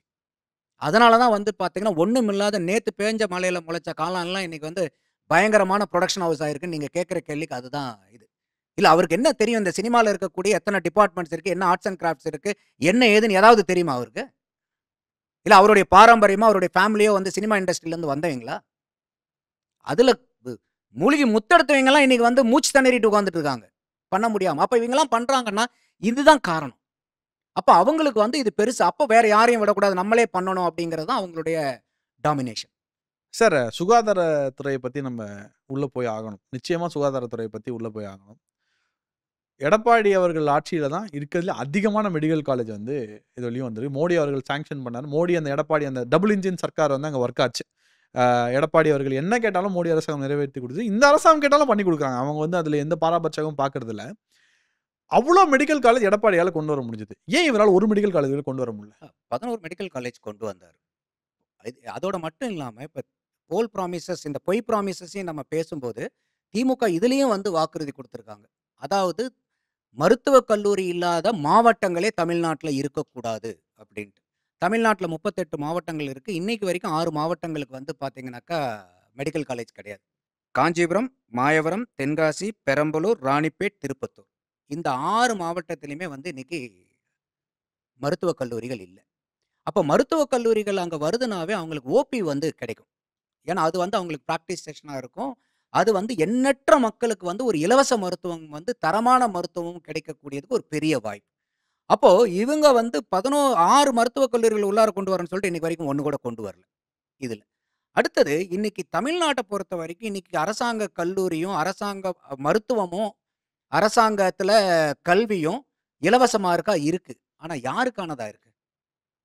இன்னைக்கு எந்த எம்.எல்.ஏ.வினுடைய பையனோ, பேரனோ, பேத்திகளோ, எம்பிகளுடைய மகனோ, மகளோ, பேரன் பேத்திகளோ, மினிஸ்டருடைய மகனோ, மகளோ, பேரன் பேத்திகளோ, யாராவது இன்னைக்கு அரசாங்க பள்ளியில படிக்கிறாங்களா? தெரியல. இருக்காது. மோஸ்ட்டா இருக்காது. இல்ல. அடுத்தது இன்னைக்கு ஒரு இதுல ஆட்சியில இருக்கக்கூடிய அமைச்சர் பெருமக்களுக்கோ, இல்ல எம்.எல்.ஏக்களுக்கோ உடம்பு சரியில்லன்னா, யாராவது அரசாங்க மருத்துவமனைக்கு போய் நீங்க பார்த்திருக்கீங்களா? எனக்கு தெரிஞ்சு இல்ல. ஐ திங்க் செந்தில் பாலாஜி தான் போனார். அடுத்தது திருப்பி எங்க போனாரு? அவரு அரெஸ்ட் பண்ணி போறனால அவங்க புரோட்டோகால் பிரகாரம் கவர்ன்மெண்ட் ஹாஸ்பிட்டலுக்கு வந்து போனாங்க. அதுக்கப்புறம் எங்க போனாரு அவரு? பிரைவேட்டுக்கு தான் போனார். பிரைவேட்க்கு போயிட்டாரு. நீங்க அரசாங்கம் நடத்தக்கூடிய பள்ளியிலயும் உங்களுடைய வகையறாக்கள் படிக்கிறது இல்ல. அரசாங்கம் நடத்தக்கூடிய மருத்துவமனைகள்லயும் உங்களுடைய வகையறாக்கள் யாரும் மருத்துவம் பார்த்துக்கிறது இல்ல. ஏன்? இப்ப நான் வந்து ஒரு ஹோட்டல் கடை வச்சிருக்கேன். ஆனா என் கடையில நான் சாப்பிட மாட்டேன். அப்ப அது எவ்வளோ பெரிய எதிர்க்கிறவன் தான் போய் சாப்பிடும். மோசமான சாப்பாட்ட நான் குடுத்துட்டு இருக்கிறேன்னு புரிஞ்சுக்க வேண்டாமா? நான் இப்ப ஏத்த கடையில பக்கத்து கடையிலே போய் சாப்பிட்டு வருவேன். என் கடையில நானே சாப்பிட மாட்டேன். அதுதான் இன்னைக்கு நடந்துகிட்டு இருக்கு. அப்போ இன்னைக்கு நல்லா எதார்த்தமா பாருங்க நாகராஜ். ஒரு தனி மனிதன், ஒரு குடும்பஸ்தன், அவனுக்கு அதீதமான செலவு எந்த செலவு? ஐ திங்க் இன்னைக்கு வந்து மளிகை சாமான் ஒரு ஒரு பர்டன் இருக்கு. மாத்திரை ஒரு பர்டன் இருக்கு. அப்புறம் மெடிக்கல் ஒரு பர்டன். ஏன்னா ஒரு வீட்ல அம்மாவும், அப்பாவும் இருந்தா கண்டிப்பா 40 வயசுல டயபெட்டிக் வருது. ஸோ அவங்களுக்கு ஒரு மருந்து செலவு ரூ. 1000 ரூ. 2000 அதுல இருக்கு. அதுக்கப்புறம் பெட்ரோல் நிச்சயமா ஒரு செலவா இருக்கு. ஏன்னா எல்லா டூ வீலர்ஸ நம்பி இருக்காங்க. பரவாயில்ல. ஸ்விக்கி அவங்களுக்குலாம் ஒரு அந்த அந்த பெட்ரோலை நம்பி தான் அவங்களுடைய வாழ்க்கையே இருக்கு. ஸோ இந்த மாதிரி நிறைய விஷயங்கள் இருக்கு. கரண்ட் பில்லு, கல்வி இதான் வரேன். கரண்ட் பில்லு இது எல்லாத்தையும் தாண்டி வந்து கல்வி வந்து ஒரு அத்தியாவசியம் இல்லாமல் ஒரு பெரிய பிஸ்னஸ் ஆயிடுச்சு. ஸோ இந்த கல்வியை பொறுத்தவரையிலையும் கவர்மெண்ட் ஸ்கூல் இன்ஃப்ராஸ்ட்ரக்சர்ஸை பிளான் பண்ணி அவங்க டெவலப்பே பண்ண மாட்டேன்றாங்க. ஏன்னா அதில் இல்லைனா தான் வந்து ப்ரைவேட் ஸ்கூலுக்கு வருவாங்க. அதே மாதிரி நீ கவர்மெண்ட் ஸ்கூல்ல படிக்கிறியா அப்படின்னு சொல்லி எகத்தாளமா மக்களை பார்க்க ஆரம்பிச்சது வந்து ஒரு பிரஸ்டீஜ் சோஷியல் ஸ்டேட்டஸ்க்காக மக்களை வந்து ஃபோர்ஸ் பண்ணி பிரைவேட் ஸ்கூல்ல சேர்க்க வைக்கிறாங்க சார். இது எல்லாமே ஒரு பெரிய பேர்டன் சார் இதுல. கரெக்ட். அப்ப இன்னைக்கு இதுல நீங்க சொன்ன எல்லாமே கரெக்ட். இதுல ரொம்ப அதிகமான செலவு எதுன்னா மருத்துவத்திலயும், கல்வியிலயும் தான். ஆமா, ஆமா. நீங்க பெட்ரோல், டீசலோட சின்ன சின்ன செலவு அப்படி அப்படியே போயிரும்னு வச்சுக்கங்க. ஆனா இன்னைக்கு வந்து சாதாரணமா ஒரு போய் இன்னைக்கு எல்கேஜி, யூகேஜில சேர்த்தணும்னாவே எனக்கு 50,000 60,000 ஆயிருது. சாதாரண ஒரு மெட்ரிகுலேஷன் ஸ்கூல்ல சேர்த்தணும்னா. ஹாஸ்பிட்டல் நீங்க சொல்லவே வேண்டாம். நீங்க உள்ளார போயிட்டீங்கன்னா இன்னைக்கு ரேடியோலயே ஆகட்டும், எல்லா டிவிலயே ஆகட்டும், யூடியூப்லயே ஆகட்டும் விளம்பரம் வரதே ஆஸ்பத்திரிக்கு தான் வருது. அப்போ இன்னைக்கு அதீதமான செலவு ஒரு மனிதனுக்கு, ஒரு குடும்பஸ்தனுக்கு எதுன்னா கல்வியிலயும், மருத்துவத்திலயும் தான். இப்ப எல்லாருமே கேட்பாங்க, இது இலவசமா குடுத்தா பரவாயில்ல. இலவசமா இருக்கு. தரமானதா இருக்கா? அப்போ இதுல இடத்துல வந்து இதுதான் நம்ம இவ்வளவு நேரம் சொல்லிட்டு இருந்தது. இன்னைக்கு இந்த பள்ளிக்கூடங்கள் தரமான கல்வியும், தரமான மருத்துவத்தையும் இந்த ஒரு அரசாங்கம் குடுத்ததுனாவே, மக்களுக்கு அது பெரிய ரிலீஃப் கிடைக்கும். இது முடியுமா? கட்டாயம் முடியும். ஏன் முடியாது? எதனால முடியாம போயிடும்? என்ன காரணம்? இப்ப நீங்க இதே ஆட்சியாளர்கள் இன்னைக்கு தனியார் பள்ளிக்கூடங்கள் நடத்திட்டு இருக்காங்களா இல்லையா? இதே ஆட்சியாளர்கள் இன்னைக்கு தனியார் மருத்துவமனைகள் நடத்திட்டு இருக்காங்களா இல்லையா? அங்கெல்லாம் அவங்களுடைய தரமும் மருத்துவமா தரமான கல்வியும் இருக்கா? தரமான மருத்துவமும் இல்லாம இருக்கா? கிடைக்குதா இல்லையா? அப்ப எப்படி வந்து ஒருத்தர் அவரே அமைச்சரா இருக்காரு. ஒரு அமைச்சர் அந்த அமைச்சரவை நடத்தக்கூடிய கல்விக்கூடங்கள்லயும், மருத்துவமனைகளையும் தரம் இல்ல. ஆனா அவங்க நடத்தக்கூடிய தனியார் பள்ளியிலயும், தனியார் மருத்துவமனையும் தரமானதா இருக்குதே எப்படி? முடியலன்னா 2 பக்கமும் முடியாமல்ல இருக்கணும். கரெக்ட். அப்ப அரசாங்கத்து பக்கம் மட்டும் முடியலன்னா ஏன் முடியல? காரணம் என்னன்னா, அங்க தரத்த குறைச்சா தான் மக்கள் இங்க வருவான். ஆனா நீங்க இங்க காமிச்சுக்கணும். பாருங்க நாங்க உங்களுக்கு இலவசமா கல்வி குடுக்குறோம், இலவசமா மருத்துவம் குடுக்குறோம்னு. அங்க தரத்த நீங்க அங்க தரத்த அதிகமாக்குறீங்கன்னு வச்சுக்கங்களேன். 2 சினாரியோ பேசுவோம். இப்ப அரசாங்க மருத்துவமனையிலயும், அரசாங்க பள்ளிக்கூடங்களையும் தரம் உயர்ந்துகிட்டே இருக்கு. தனியார் பள்ளிகளும், தனியார் மருத்துவமனைகளும் என்ன ஆகும்? கரெக்ட். இந்த மாணவர்கள் பூரா சேர அங்க ஆரம்பிச்சுருவாங்க. வருவாங்க. இந்த நோயாளிகள் பூரா அங்க வர ஆரம்பிச்சுருவாங்க. அப்போ அரசாங்க மருத்துவமனை தரம் உயர உயர தனியார் மருத்துவமனைகள், தனியார் பள்ளிக்கூடங்கள் குறையும். சார் இதே சிம்பிள் அடுத்த கால்குலேஷன். லெவல்ல பேசுங்க. இதுல சிம்பிள் கால்குலேஷன். இங்க ரூ. 50,000 ஃபீஸ். இங்க 2000 சொன்னா அந்த அமௌண்ட்டுக்கு சில இதுல கிடையாது. அரசாங்க பள்ளியில ஃப்ரீ. கிடையாது. எய்டட் ஸ்கூல்ல வந்து ரூ. 2,500 ஒரு மினிமல் ஃபீஸ் இருக்கு. ஃப்ரீ, மினிமல் ஃபீஸ் இருக்கு. இந்த 2தோட ரேட் எங்க இருக்கு? ரூ. 50,000 ரேட் எங்க இருக்கு? ரைட். நான் என்ன சொல்றேன், இந்த இந்த அந்த ரூ. 50,000 ஒரு ஒரு போஸ்ட் ஆஃபீஸ்லயோ இதுலயே போட்டா, நாளைக்கு அவன் தொழில் தொடங்குறதுக்கு யூஸ் ஆகுமே அந்த குழந்தை. கரெக்ட். இப்போ நீங்க படிப்பு செலவ பார்க்கும்போது, நீங்க சொன்ன மாரி அந்த படிப்பு செலவு அரசாங்கம் தரமா குடுக்கும்போது இப்ப இன்னொன்னு பாருங்க. இன்னைக்கு தனியார் பள்ளியில படிக்க போறீங்களோ, இல்ல தனியார் மருத்துவமனைக்கு போறீங்களோ, ரொம்ப கொழுத்தவங்க மட்டும் தான் போறாங்கங்கிறது கிடையாது. கரெக்ட். அது இன்னொரு தவறான கருத்து இருக்கு. அவன் கைட்ட காசு இருக்கு தனியார் மருத்துவமனைக்கு போறான்னு இல்ல. அவன் ஆரம்பத்திலேயே கவர்மெண்ட் ஆஸ்பத்திரிக்கு தான் வரான். ஏழை. ஆனா அங்க இருக்கக்கூடிய தரம் இல்லாதது, ஒரு கவனிப்பு சரியில்லாதனால, கடன வாங்கி, வட்டிக்கு வாங்கி, இருக்கிறத அடமானம் வச்சுனாச்சுக்கு வட்டிக்கு காசு வாங்க முடியுங்கிறவன் தனியார் பள்ளிக்கூடத்துக்கோ, தனியார் மருத்துவமனைக்கே போறான். வட்டி எவனால கட்ட முடியும்? கடன் வாங்குறதுக்கு எவனால முடியலையோ, அவன் தான் இன்னைக்கு அரசாங்க மருத்துவமனைக்கும், அரசாங்க கல்விக்கூடத்துக்கும் போறான். அதனால இன்னைக்கு தனியார் பள்ளியிலயோ, தனியார் மருத்துவமனைக்கு போறீங்களோ, கோடீஸ்வரர்கள் அல்ல. ஏழையும் கடன வாங்கிட்டு வட்டி கட்டிட்டு தான் போறான் அங்க. சாகர வரைக்கும் அவன் உயிர் பொழைச்சு வந்தாலும், அவன் திருப்பி சாகர வரைக்கும் இந்த வட்டிய கட்டுறதுக்காக அவன் உழைச்சுக்கிட்டு இருக்கணும். அப்போ எந்த அளவுக்கு இந்த மக்களுடைய வாழ்க்கைய வந்து சீரழிச்சுக்கிட்டு இருக்காங்கன்னு பாருங்க. அப்ப இந்த 2 துறைய வந்து நீங்க ஒழுக்கமா கவனிச்சீங்கன்னா கூட, அது மக்கள் மத்தத பூரா அவன் பார்த்துப்பான். அவன் பார்த்துப்பான் அதுக்கு. அப்ப அந்த அளவுக்கு வந்து இன்னைக்கு நீங்க கவர்மெண்ட்ல வந்து பார்த்தீங்கன்னாக்கா, ஒரு மருத்துவக் கல்லூரி வந்து நீங்க இன்னைக்கு கொண்டு வராதோ, இல்ல வந்து இருக்கக்கூடிய மருத்துவமனைகளுடைய தரத்த உயர்த்துங்க. கல்விக்கூடங்களுடைய தரத்த உயர்த்துங்க. அதுதானே நமக்கு இன்னைக்கு தேவையா இருக்கு. அப்போ அது வந்து ஆட்டோமேட்டிக்கா முடியும். அப்போ வந்து இந்த தனியாரினுடைய டாமினேஷன் குறையும், மக்களுடைய செலவு குறையும். மக்கள் அரசாட்சிய நல்லா பார்த்து பாராட்டுவாங்க. பரவால்ல இந்த அரசாங்கத்தினால நமக்கு நல்லது நடக்குது. நமக்கு வந்து வாழ்க்கை நல்லா வருது. தரமான கல்வியும், தரமான மருத்துவம் கிடைச்சா மீதி பூரா ஒரு தனி மனிதன் பார்த்துக்க முடியாதா நாகராஜ்? கண்டிப்பா. எனக்கு படிப்பு கிடைச்சதுன்னா உழைப்பு எனக்கு இருக்கு. எனக்கு ஒரு வாய்ப்பு தேடிப்பேன் நானு. படிப்புங்கிறது எவ்வளவு பெரிய முதலீடு இல்லையா? அப்ப நீங்க இந்த மாரிலாம் சும்மா இதுக்கு போற இடத்துல பூரா ஒவ்வொரு இடத்துல ரூ. 1000 இதான் ஸ்கீம். அப்ப எத செய்யணுமோ அத பார்க்காம இவங்க வந்து வேற எதையோ பார்த்துக்கிட்டு இருக்காங்க. சார் சிகரெட் ஹான்ஸு, கஞ்சா, குடி இதெல்லாம் இளைஞர்கள் எவ்வளோ தாக்குது? இந்த இந்த அரசாங்கம் அதை அந்த அந்த இத ஸ்டாப் பண்றதுக்கு ட்ரை பண்ணியிருக்கா? என்ன நீங்க இதோட நிறுத்துறீங்க? மெத்தபெட்டமைன்லாம் இருக்கு. நீங்க ஏன்னா கெமிக்கல் ட்ரக்ஸ் எல்லாம் உள்ளார வந்துருச்சு. நீங்க இன்னும் வந்து ஆதி காலத்திலேயே வந்து சிகரெட்டு, எங்க வீட்ல நல்லா வளர்த்துருக்காங்க சார். சூதுவாது தெரியாம வளர்த்துட்டாங்க சார் என்ன. சிகரெட் இப்ப கஞ்சாலாம் வந்து பார்த்தீங்கன்னா, வெத்தல பாக்கு போடுற மாரி ஆயிடுச்சு. இப்ப எங்க போனீங்கனாலும் இன்னைக்கு கஞ்சாவினுடைய அவைலபிலிட்டி ஜாஸ்தி இருக்கு. ஸோ இது வந்து ஒரு பெரிய நெக்ஸஸ் இது. இன்னைக்கு நல்லா யோசிச்சு பாருங்க. இன்னைக்கு ட்ரக் வந்து ஆளும் வர்க்கத்தினருடைய சப்போர்ட் இல்லாம உள்ளார வந்துர முடியுமா? வரவே வராது. ஆனா இவங்க சொல்ற காரணம் என்ன? டாஸ்மாக மூடலைங்கிறது கூட இவங்க என்ன காரணம் சொல்லுவாங்க? இல்லன்னா கள்ளச்சாராயம் வந்துரும். அது எப்படி அது? டாஸ்மாக மூடுனா எப்படி கள்ளச்சாராயம் வரும்? சரி அப்படிதான் இன்னைக்கு டாஸ்மாக ஓப்பன் பண்ணி வச்சிருக்கிறீங்க. ஏன் வந்து கஞ்சா வந்துச்சு? ஏன் மெத்தபெட்டமைன் வந்துச்சு? ஏன் கெமிக்கல் ட்ரக்ஸ் பூரா வருது? அப்போ அது வந்து ஒரு பெரிய சோர்ஸ் ஆஃப் ரெவென்யூ இவங்களுக்கு. சாதாரண விஷயம் இல்ல. அது இல்லாம இன்னைக்கு அந்த ட்ரக் வரனால ஒரு சமூகமே சீரழியுது. ஏன்னா, இன்னைக்கு நீங்க எந்த ஒரு குற்றத்துக்கும் ஒரு அடிப்படையா எடுத்து போய் பார்த்தீங்கன்னா, அந்த குற்றம் செஞ்சவன் வந்து பார்த்தீங்கன்னா, ஏதோ ஒரு இடத்துல வந்து அந்த போதைக்கு அடிமையாயிருப்பான். அதாவது 100க்கு 100 நான் சொல்ல வரல. ஒரு 100 குற்றங்கள் நடக்குதுன்னா, அதுல போய் ஆராய்ச்சி பண்ணி பார்த்தீங்கன்னா, ஒரு 80 டூ 90% குற்றங்களுக்கு காரணமா இருக்கிறது வந்து இந்த போதைப் பொருள் தான். ஒண்ணா கஞ்சாவோ, இல்ல வந்து டாஸ்மாக்கோ, இல்ல மெத்தபெட்டமைனோ, கெமிக்கல் ட்ரக்ஸோ, ஏதாவது ஒரு ட்ரக்ஸ், ட்ரங்க் அண்ட் டிரைவ் எவ்வளோ பாலியல் வன்புணர்ச்சிகள் இன்னைக்கு எவ்வளோ நடந்துகிட்டு இருக்கு. குழந்தைங்க மேல. சார் எனக்கு ஒரு கேள்வி இருக்கு சார். சிட்லப்பாக்கம் விஷயம் நீங்க கேள்விப்பட்டிருப்பீங்கன்னு நெனைக்கிறேன். இதுவே திமுக அரசாங்கம் இருந்தா இந்த ரோட பிளாக் பண்ணி எல்லாமே பண்ணியிருப்பாங்க. அத அத ஒரு மாரி கொண்டு போயிருப்பாங்க அந்த போராட்டத்த. ஏன்னா வந்து நமக்கு தெரியும் அந்த ஒரு லாக்அப் டெத்தே வந்து எப்படி கொண்டு போனாங்க. எங்க பார்த்தாலும் அது வந்து டெய்லி வாரத்துக்கு ஒரு டிபேட்டு அப்படியே போட்டு எல்லாருமே இது பண்ணிட்டு இருந்தாங்க. பட் அதிமுக சைட்லேருந்து அந்த கீழ இறங்கி போராட்டம் பண்றதுல ஏன் இவ்ளோ சொணக்கமா இருக்காங்கன்னு நெனைக்கிறீங்க? எனக்கும் அந்த விமர்சனம் இருந்துச்சு அதிமுக மூல. முதல்ல வந்து ஒரு 2 வருஷம் வந்து அவங்க ரொம்பவே சுணக்கமா தான் இருந்தாங்க. நெறைய இடத்துல அவங்க எழுப்ப வேண்டிய பிரச்சனைகள எழுப்ப வேண்டிய ஸ்கேலுக்கு அவங்க எழுப்பல. பேசுனாங்க. பட் அத வந்து ஒரு பெரிய லெவலுக்கு கொண்டு போகல. இப்போ ஒரு கள்ளச்சாராயம் சாவ கூட ஒரு நாள் அடையாள உண்ணாவிரதம் இருந்து முடிச்சாங்க. அதே மாரி சட்டசபையில வந்து வெளிநடப்பு பண்ணாங்க. கருப்பு சட்டை போட்டு போனாங்க. இதெல்லாம் நடந்துச்சே ஒழிய, இது எவ்வளோ பெரிய போராட்டம் ஆக்கியிருக்கணுங்கிறது எனக்கும் அந்த பார்வை உண்டு. இந்த கள்ளச்சாராயம் சாவுக்கு அப்புறம் தான் வந்து இவங்க வந்து கியர வந்து டாப் கியர்ல போட்டு இப்ப எடுத்துட்டு போனாங்க. இப்ப இந்த அண்ணா யுனிவர்சிட்டியில நடந்ததுலலாம் அந்த யார் அந்த சார், அதே மாரி இப்ப ஈடி ரைட்ல நடந்தது யார் இந்த தம்பி, இந்த மாரி போராட்டங்கள்லாம் பல போராட்டங்களுக்கெல்லாம் இன்னைக்கு வந்து வாய்ஸ் வந்து நெறைய குடுத்துட்டு இருக்காங்க அதிமுக. அந்த நேரத்துல வந்து அவங்க பார்த்தீங்கன்னா, அது பெரிய அந்த உள்கட்சி பிரச்சனை இருந்தது. அதிலேயே நேரம் சமாளிக்க வேண்டியதா இருந்துச்சு. அடுத்தது வந்து பார்த்தீங்கன்னா, இன்னொரு பக்கம் அண்ணாமலையினுடைய விமர்சனங்கள்.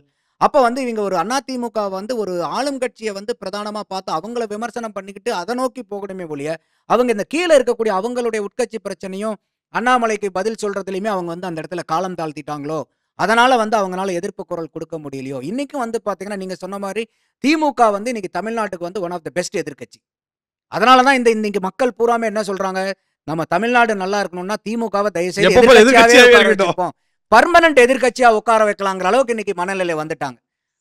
ஸோ அப்போ இது இது வந்து ஏன்னா எதிர்க்கட்சியினுடைய குரல் வந்து அதுதான் ஜனநாயகம். அவங்க எந்த அளவுக்கு ஆனா இப்ப என்ன நடக்குதுன்னா, சில நேரத்துல வந்து அதிமுக துரிதமா போராடினாலும், பெரிய அளவுக்கு பேசப்படுறதில்ல. பெர்செப்ஷன்ல ஜெயிக்கிறது இல்ல. பெர்செப்ஷன் ஜெயிக்க முடியல. இன்னைக்கு வந்து மீடியாவையும் அவங்க டாமினேட் பண்ணியிருக்காங்க நெறைய. ஆளுங்கட்சியில இப்ப இருக்கிறவைங்க. ஸோ அப்ப வந்து அது அந்த இடத்துலயும் வந்து அவங்களுக்கு வந்து ஒரு பெரிய தடை இருக்கிறதா நான் பார்க்குறேன். பட் இன்னைக்கு வந்து இந்த YouTube அதெல்லாம் வந்ததுக்கப்புறம், இன்னைக்கு சில மீடியாக்கள்லாம் வந்து கொஞ்சம் வெளிப்படையா பேச ஆரம்பிக்கிறாங்க. அதையும் நம்ம பாராட்டி ஆகணும். ஸோ இனிமேல் போக, போக எனக்கு தெரிஞ்சு இன்னும் 1 வருஷம் தான் இருக்கு. இப்ப எல்லா விஷயமே ஆளுங்கட்சிய விமர்சனிக்கிற தலைப்ப பூராமே எடுத்து, அவங்க விவாதத்துக்கு இனிமேல் கொண்டு வருவாங்க. இப்ப இருந்த மாரியே இருக்க முடியாது. ஸோ அதெல்லாம் செய்ய ஆரம்பிப்பாங்க. களத்துல வந்து அவங்களும் இப்ப வந்து துரிதமா போராட ஆரம்பிக்கிறாங்க. ஸோ இனிமேல் போகக்கூடிய இந்த 1 ஆண்டு வந்து பார்த்தீங்கன்னா, ரொம்ப வெரி, வெரி டஃப் ஃபைட்டா தான் இருக்கும். சார் பிரிந்திருந்த பாஜகவும், அதிமுகவும் சேர்ந்த பிறகு ஒரு மொமெண்டம் வந்து இந்த என்டிஏ கூட்டணி, அதிமுக கூட்டணிக்கு வந்து கிடைச்சிருக்கு. பிரிந்திருந்த இவங்க 2 பேரும் சேர்ந்தத எப்படி பார்க்குறீங்க சார்? இது வந்து வரவேற்க தகுந்த ஒரு நகர்வுன்னு தான் நான் பார்க்குறேன். என்ன காரணம்னு கேட்டீங்கன்னாக்கா, இவங்க 2 பேர்த்தினுடைய நோக்கமே 2026ல திமுகவ தோற்கடிக்கணுங்கிறது தான் இருக்கு. அப்போ வந்து இவங்க பிரிஞ்சு 2 பேரும் தனித்தனியா போட்டி போட்டாங்கன்னா, அது செல்லாது. பாரதிய ஜனதாவுக்கும் அதிமுக தேவைப்படுது. அதிமுகவும் பாரதிய ஜனதா தேவைப்படுது. ஏன்னா, இன்னைக்கு 2024ல பாரதிய ஜனதா தனி கட்சியா 11.3% கூட்டணியா 18 வச்சிருக்காங்க. அதிமுக வந்து 20.5% கூட கூட்டணியோட சேர்த்து ஒரு 23% வச்சிருக்காங்க. ஸோ, அப்போ வந்து இவங்க திமுகவ பொறுத்தவரைக்கும் இதில தான் சிண்டு முடிச்சு விட்டுட்டே இருந்தாங்க. எப்படியாவது எதையாவது பேசி அதிமுகவும் பாரதிய ஜனதாவும் கூட்டணி வந்துடக்கூடாதுங்கிறதுல பெரும் முனைப்புல இருந்தாங்க. இப்ப அந்த கூட்டணி அமைஞ்சதுக்கு அப்புறம் இன்னைக்கு பெரிய பதட்டத்துல இருக்காங்க. காரணம் என்னன்னு கேட்டீங்கன்னா, நம்ம ஸ்டாட்டிஸ்டிக்ஸ்ல போய் பார்க்கும்போது 2021 தேர்தல் நம்பர் எடுத்து வச்சு, இன்னைக்கு இருக்கக்கூடிய அந்த பாரதிய ஜனதா கூட்டணியும், அதிமுக கூட்டணியும் அதே மாரி இருக்குமானால், திமுக கூட்டணிக்கும், அதிமுக கூட்டணிக்கும் இருக்கக்கூடிய வாக்கு வித்தியாசம் வெறும் 2.81% தான். அதோட 2021ல திமுக 16 விட ஒரு 44 சீட் கூடுதலா வாங்குறாங்க. அதுல 43 சீட்டு வெறும் 1,98,000 வாக்கு வித்தியாசத்துல ஜெயிக்கிறாங்க. வெறும் 1,98,000த்துல 43 சீட்டு ஜெயிக்கிறாங்க. அப்போ இந்த அளவுக்கு வந்து டிஎம்கே வீக்கா இருக்கு. அவங்க வந்து தொடர்ந்து வெற்றி அடைஞ்சிட்டு வந்தாலும் அவங்களுடைய வாக்கு சதவீதம் வந்து குறைஞ்சுகிட்டே வருது. இப்ப 2024 எம்பி தேர்தலை எடுத்து பார்த்தீங்கன்னா கூட 19ஓட கம்பேர் பண்ணும்போது 19ல 22 சீட் நிக்கிறாங்க. 1,27,00,000 வாங்குறாங்க டிஎம்கே. தனிப்பட்ட கட்சியா. நான் அதுல நின்ன கணேசமூர்த்தி மதிமுகவையும் வெளிய எடுத்துறேன். திருமாவளவன் கட்சியை சார்ந்த ரவிக்குமாரையும் வெளிய எடுத்துறேன். திமுக மட்டும் 22 தொகுதியில நிக்குது. 1,27,00,000 வாக்கு வாங்குறாங்க. அப்படியே 24க்கு வந்தீங்கன்னா ஒரு தொகுதி கூட நிக்கிறாங்க. 23 சீட்டு நின்னு 1,17,00,000 வாக்கு தான் வாங்குறாங்க. அப்போ 10,00,000 வாக்க இழக்கிறாங்க. ஒரு சீட்ட கூடுதலா நின்னு. அப்ப நீங்க எப்படி பெர்முடேஷன் காம்பினேஷன் போட்டீங்கன்னா ஒரு 11 to 12% அவங்களுடைய வோட் பேஸ் குறைஞ்சு போச்சு. அது மட்டும் இல்ல. அவங்க நின்ன 23 தொகுதியில வெறும் 2 தொகுதியில தான் 19 விட வாக்கு 2024ல கூட வாங்குனது. திமுக. கூட்டணி ஒட்டுமொத்தமா நீங்க 39 எடுத்தீங்கனாலும் வெறும் 5 தொகுதியில தான் 19 விட 24ல வாக்கு கூடுதலா வாங்குனது. திமுகவுல இந்த 2 பேரு, அடுத்தது சசிகாந்த் செந்தில், திருமாவளவன் அவர்கள், அதே மாரி நவாஸ்கனி. அப்ப 39 சீட்ல 5 சீட்டு தான் 2019 விட 2024ல வாக்கு கூடுதலா வாங்கியிருக்காங்க. அப்போ தொடர்ந்து பார்த்தீங்கன்னா, ஆனா வெற்றி அடைஞ்சிருக்காங்க. வாக்கு சதவீதம் திமுக குறைஞ்சுக்கிட்டே வருது. அப்ப இன்னைக்கு வெறும் வாக்கு வித்தியாசம் 2.81%. அதோட இல்லாம இப்ப விஜய் அவர்கள் உள்ளார களத்துக்கு வர்றார். அப்ப இந்த விஜய் அவர்கள் உள்ளார வரும்போது அவருடைய கோர் வோட் பேங்க் என்ன? திராவிடன் மைண்ட் செட் தான் இருக்கு. டிஎம்கேவோட பி டீம் மாதிரி இருக்காரு. கிட்டத்தட்ட டிஎம்கே என்ன சொல்லுதோ அது எல்லாத்தையும் அவர் சொல்றாரு. இல்ல நான் அந்த மாதிரி பார்க்கல. நான் பி டீம்னு பார்க்கல. எனக்கு அதுல உடன்பாடு இல்ல. எந்த கட்சியுமே பி டீம்னு சொல்றதுக்கு எனக்கு உடன்பாடு இல்ல. இன்னைக்கு விஜய் அவர்கள் வராருன்னா அவருடைய பெரிய வாக்கு வங்கி வந்து இளைஞர் கூட்டம். 2வது வந்து பெண் ரசிகைகள்லாம் அவர்களுக்கு ஜாஸ்தி. சிறுபான்மையினர் வாக்கும் அவர் கிடைக்கும். ஏன்னா அவரே வந்து ஒரு சிறுபான்மையினரா இருக்கிறனால. அடுத்தது வந்து எஸ்சி எஸ்டியினுடைய வாக்கு வங்கியும் அவருக்கு ஜாஸ்தி இருக்கு. இப்ப இந்த 4 செக்மெண்ட் ஆஃப் ஓட்டும் இப்ப யார்கிட்ட இருக்குது ஜாஸ்தியா? திமுக இருக்கு. திமுக இருக்கு. டிஎம்கே அலையன்ஸ்க்கும் ஏடிஎம்கே அலையன்ஸ்க்கும் வாக்கு வித்தியாசம் வரும் 2.81 தான் சொன்னேன். இன்னைக்கு விஜய் அவர்கள் உள்ளார வரும்போது விஜயனுடைய ஓட்டர் எலக்டோரல் செக்மெண்ட்டை பார்த்தோம்னா அது வந்து டிஎம்கேவினுடைய கோர் செக்மெண்ட். அப்போ விஜய் அவர்கள் வந்து இந்த ஆன்டி இன்கம்பன்சி ஓட்டை எடுக்கிறத விட டிஎம்கேவினுடைய கோர் ஓட்டையே அடிச்சு எடுப்பார். அப்ப என்ன ஆகும்னா இன்னைக்கு அதிமுக பாரதிய ஜனதாவுக்கும் திமுக கூட்டணிக்கும் உண்டான வாக்கு சதவீதம் வெரி மீகர் 2.81. அப்ப விஜய் இங்க திமுக கூட்டணியில அதிகமா எடுக்க என்ன ஆகும்னா it is advantage to ADMK and so Vijay தனியா நின்றாதான் இவங்களுக்கு அட்வான்டேஜ். கரெக்ட். Okay okay. கூட நின்னாருன்னா ஸ்வீப். கூட நின்றா ஸ்வீப், தனியா நின்றா அட்வான்டேஜ். ஆனா கூட வந்து அவர் போறாருன்னு வச்சுக்கோங்க, it is going to advantage நாம் தமிழர் கட்சி. திருப்பி 8% 10% போவாங்க. 15 போவாங்க அவங்க. 15 to 20 போவாங்க விஜய் அங்க போனாருன்னா. Okay okay. ஏன்னா இப்ப விஜய் வந்து ஒரு ஆல்டர்னேட் பாஸா பாக்குறாங்க மக்கள், அவருடைய ரசிகர்களாகட்டும் எல்லாமே. அவர் வந்து இன்னைக்கு அதிமுக கூட பாரதிய ஜனதா கூட போய் சேரும்போது சீட்ஸ் ஜெயிக்கும். ஆனா அவருக்கு வந்து ஒரு லாங் டேர்ம் பொலிட்டிக்கல் கேரியர் வந்து எஃபெக்ட் ஆகும். அதை வந்து நாம் தமிழர் கட்சிக்கு வந்து எக்ஸ்ட்ராடினரி ஆப்பர்ச்சுனிட்டியா மாறும். ஏன்னா அவங்க தனிச்சே நிக்கிறாங்க. எல்லாத்தையும் இன்னைக்கு வரைக்கும் எதிர்க்கும் போது அது அவங்களுக்கு ஒரு பெரிய ஆப்பர்ச்சுனிட்டியா மாறும். சார், ஒருவேளை பாமக, தேமுதிக, விஜய், சீமான் அவங்க ஒரு ஃபார்ம் எல்லாமே பர்மெண்டேஷன் காம்பினேஷன் தானே பாலிடிக்ஸ்ல.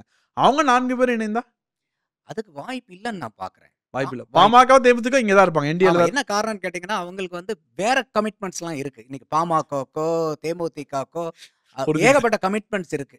அதையெல்லாம் மீறி வந்து சும்மா ஒரு கட்சி வராங்க, நம்ம போயிட்டு இன்னும் ஒரு 10 சீட் கூட வாங்கிக்கலாங்கிறதுக்காக வர முடியுமானா வர முடியாத சூழ்நிலையில அவங்க இருக்காங்க. அதனால அவங்க வர்றதுக்கு வாய்ப்பு இல்லை. நான் ஆரம்ப காலத்துல இருந்தே சொல்லிட்டு இருக்கிறது, சீமானும் விஜயும் ஏன் ஒண்ணு சேரக்கூடாது. இவர் தமிழ் தேசியம், திராவிடம், அவங்க தமிழ் தேசியம். ஓகே, திராவிடத்துக்கு ரொம்ப எதிர்ப்பு வந்து தமிழ் தேசியம் பேசுறீங்க. பட் அந்த திராவிடத்தை ஒதுக்கி வச்சுட்டு கூட நீங்க காமன் மினிமம் ப்ரோக்ராம்னு ஒன்று வருது இல்லையா, அந்த காமன் மினிமம் ப்ரோக்ராமை வந்து தமிழ் தேசிய மையத்தை அடிப்படையாக வச்சு நீங்களும் விஜய் கூட போடலாங்கிறது. பட் இதை வந்து அவங்க தான் பேசணும். அதை அது வந்து 2 பக்கமுமே அதுக்கு உடன்பாடு இல்லாத மாரி இருக்காங்க. ஸோ அது அவங்களுடைய ஓன் டெசிஷன்.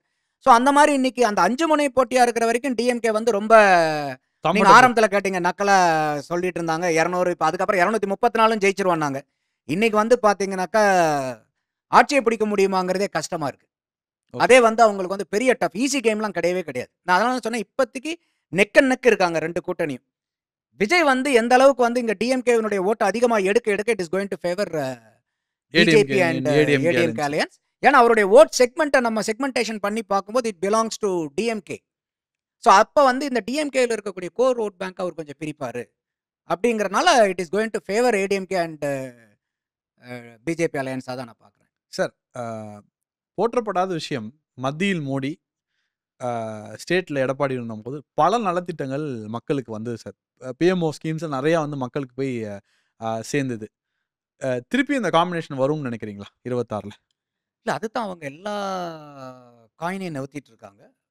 இன்னும் சொல்லப்போனா அமித்ஷா அவரே இங்க வராரு. 2 மாசத்திலேயே 2 தடவ வந்துட்டு போயிட்டார். 2 மாச இடைவெளியில. அதுவும் மாசம் மாசம் வருவேன்னு சொல்லிட்டு போயிருக்காரு. எல்லாரும் ஒழுங்கா வேலை பார்க்கணும். இப்ப அவங்களுக்கு இருக்க பெரிய சேலஞ்ச் என்னன்னா 2 சேலஞ்ச் இருக்கு. ஒண்ணு வந்து அதிமுகவும், பாரதிய ஜனதாவும் இந்த கூட்டணி அமையறதுக்கு முன்னாடி வரைக்கும் முட்டிக்கிட்டு இருந்தாங்க. அதனால தான் அவங்களுக்கு இப்போ 2 பேத்துக்குமே புரியுது. அது எடப்பாடிக்கும் புரியுது, அமித்ஷாக்கும் புரிஞ்சனால தான் அவங்க வந்து 1 வருஷத்துக்கு முன்னாடியே கூட்டணி அமைக்கிறாங்க. காரணம் என்னன்னு கேட்டீங்கன்னா, இந்த ரிலேஷன்ஷிப் பில்ட் பண்றதுக்கு அவங்களுக்கு டைம் ஸ்பான் வேணும். சும்மா வந்து ஒரு 2 மாசத்துக்கு முன்னாடி கூட்டணி சொல்லிட்டு நீங்க எல்லாம் பண்ணுங்கன்னாக்கா பண்ண முடியாது. ஓட் ட்ரான்ஸ்ஃபர் ஆகாது. அப்ப அந்த 1 வருஷத்துக்கு முன்னாடியே இந்த கூட்டணிய வந்து அவங்க ஸ்ட்ரென்தன் பண்றாங்க. குறிப்பா இப்ப வந்துட்டு போனதுல அமித்ஷா குடுத்த தகவலா என்ன சொல்றாங்கன்னாக்கா, அதிமுகவினுடைய கிளை செயலாளர்கள் அளவுக்கு போய் நம்ம கிளை செயலாளர்கள் ஒண்ணு சேர்ந்து வேலை பார்க்கணும். இத நான் பர்சனலா வந்து மானிட்டர் பண்ணுவேன். இந்த அளவுக்கு வந்து அங்க வந்து ஒரு இன்டகிரேஷன், அமால்கமேஷன் நடக்கணும். எந்த இடத்துலயும் வந்து பிரச்சனை இருக்கக்கூடாது. நீங்க 2 பேரும் ஒண்ணு சேர்ந்து கரெக்ட்டா பண்ணி, அங்க இருக்கக்கூடிய திமுகவினுடைய பிரச்சனைகள பூரா நீங்க அம்பலப்படுத்தணும். உங்களுக்கு வந்து இத வந்து பொதுமக்கள் போராட்டமா மாத்தணும். அப்படிங்கிறது இது. ஸோ அப்ப இந்த 2 பார்ட்டிக்கு நடுவுல வந்து அந்த ஒரு பழைய மாரி வந்து ஒரு சுமூகமான உறவை கொண்டு வரணும். அந்த ஒரு காரணத்துக்காக தான் வந்து நயினார் நாகேந்திரனும் வந்து இன்னைக்கு தலைமைக்கு கொண்டு வந்திருக்காங்க. ஸோ அத வந்து ஒரு பிரையாரிட்டி. செகண்ட் பிரையாரிட்டி வந்து வித்தின் பிஜேபிக்குள்ளாரே கொஞ்சம் ரிஃப்ட் இருக்கு. சார், நிறையா பேசினோம். ஆட்சி மாற்றத்தை நோக்கி செல்லுது. பட் ஆட்சி மாற்றம் இன்று உறுதி கிடையாது. போக போக தெரியும் அப்படின்றத பேசணும். நீங்கள் மக்களுக்கு சொல்ல வேண்டிய ஒரு விஷயம் என்ன சார்? மக்கள பொறுத்தவரைக்கும் என்னுடைய வேண்டுகோள் என்னன்னா, நல்ல ஆட்சியாளர்கள தேர்ந்தெடுங்க. நல்ல எம்எல்ஏ நிக்கிறவர் யாரு? எப்படிப்பட்டவரு? அந்த ஊருக்கு என்ன பண்ணியிருக்காரு? என் ஜாதிக்காரனான்னு பார்க்காதீங்க. என் மதத்துக்காரனான்னு பார்க்காதீங்க. என் தெருக்காரனான்னு பார்க்காதீங்க. மக்களுக்கு வந்தா நல்லபடியா சேவை செய்வாரா? அதே மாரி வந்து ஒரு நல்ல சுயேட்சை வேட்பாளரா இருந்தா கூட, அவரு வந்தா உங்களுக்கு எம்எல்ஏவா வந்தா உங்க தொகுதியில வந்து அவர்னால நல்லது நடக்கணும்னு நம்புனீங்கனாலும், சுயேட்சைக்கும் வாய்ப்பளிங்க. எந்த இடத்துலயும் வந்து ஊழலுக்கு அனுமதியே குடுக்காதீங்க. ஏன்னா நெறைய இன்னைக்கு பொதுஜன புத்தி இருக்குன்னா, யாருங்க ஊழல் பண்ணல? யாருங்க ஊழல் பண்ணல? அப்படிங்கிற ஒரு சிந்தனை போனதுனால தான், இன்னைக்கு இது வந்து ஆட்சியாளர்களுக்கு வந்து அது ஒரு பெரிய சாதகமா அவங்க பார்க்குறாங்க. ஏன்னா, என்ன பண்ணாலும் மக்கள் வந்து ஊழல பத்தி கவலைப்பட மாட்டாங்க. இப்ப எத்தனையோ ஊழல்கள் நடந்துட்டு இருக்கு. ஆயிரக்கணக்கான, லட்சக்கணக்கான கோடிகள் ஊழல் பண்றாங்க. அப்ப இந்த பணம் பூரா ஊழல் நடக்காம இருந்துச்சுன்னா, இந்த பணம் பூரா யாருக்கு வந்து சேர வேண்டிய பணம்? ஒரு நல்ல திட்டங்கள் மூலியமாவும், நல்ல செயல்கள் மூலியமாவும் இதெல்லாம் பொதுமக்களுக்கு வந்து சேரக்கூடியது. நீங்க எந்த பிரச்சனையா இருந்தாலும் அத வந்து சமாளிச்சு வந்துரலாம். ஆனா இந்த ஊழல் பிரச்சனை இது வந்து கேன்சர் மாரி. கேன்சர் ஆரம்பத்துல நமக்கு ஒண்ணுமே தெரியாது. ஆனா அந்த கேன்சர் நம்மளே சாகடிச்சிரும். அந்த மாரி தான் ஊழல். வேற எந்த பிரச்சனையா இருந்தாலும் அத ட்ரீட் பண்ண முடியும். ஊழல ட்ரீட் பண்ணவே முடியாது. அதனால பொதுமக்கள் தயவுசெய்து இந்த ஊழல் குற்றச்சாட்டுகள, இந்த ஊழல் பேர்வழிகள சாதாரணமா வந்து ஐயோ! அவர் நம்ம கட்சிக்காரர் தானே, நம்ம சாதிக்காரர் தானே, நம்ம ஊர்க்காரர் தானேன்னு எண்ணாம, ஊழல்வாதிகளை இனம் கண்டு கண்டிப்பா அவங்களுக்கு எந்த இடத்திலயும் ஒரு வாய்ப்புங்கிறதே குடுக்கக்கூடாது. அப்படி வரும்போது இந்த ஊழல் இல்லாத ஒரு அரசாங்கம் அமையும்போது, அது எந்த கட்சி ஆட்சி செஞ்சாலும், அது மக்களுக்கு உண்டான ஒரு அருமையான ஒரு மக்களாட்சி அமையுங்கிறது என்னுடைய கருத்து. Thank you. விஜய் ஏதாவது புதுசாக ஏதாவது செய்வாரா? திமுகவை எதிர்க்கிறார். இங்கே பிரதான அரசியல திமுக எதிர்ப்பதுதான். எத்தனை வருஷமா? 50 வருஷமா. திமுகவுக்கு எதிரான அத்தனை சக்திகளும் திமுகவால் பாதிக்கப்பட்ட ஒரு சங்கம் தான் அது. அவங்க பிஜேபி பூதத்தை பார்த்து பயந்துட்டு இருப்பாங்க. திமுக சொல்றது பிஜேபி பூதம் வந்துடும், பூதம் வந்துடும். காந்தி கடைசி வரைக்கும் சாராயத்தை எதிர்த்தார். இப்ப சாராயம் தான் காந்தி வழியா மக்கள்கிட்ட போக போகுது. இன்னொரு பெரிய அதிர்ச்சி என்ன தெரியுமா? எந்த ஊடகங்களும் சொல்ல மாட்டேங்கிறான். அயோக்கிய பயிலும் எல்லாம் திமுகவுடைய தரகர்கள். பிரெஞ்சு அரச குடும்பமா இல்லை பிரிட்டிஷ் அரச குடும்பமா இல்லாத புருனே சுல்தான்கள் யாரா யாரு?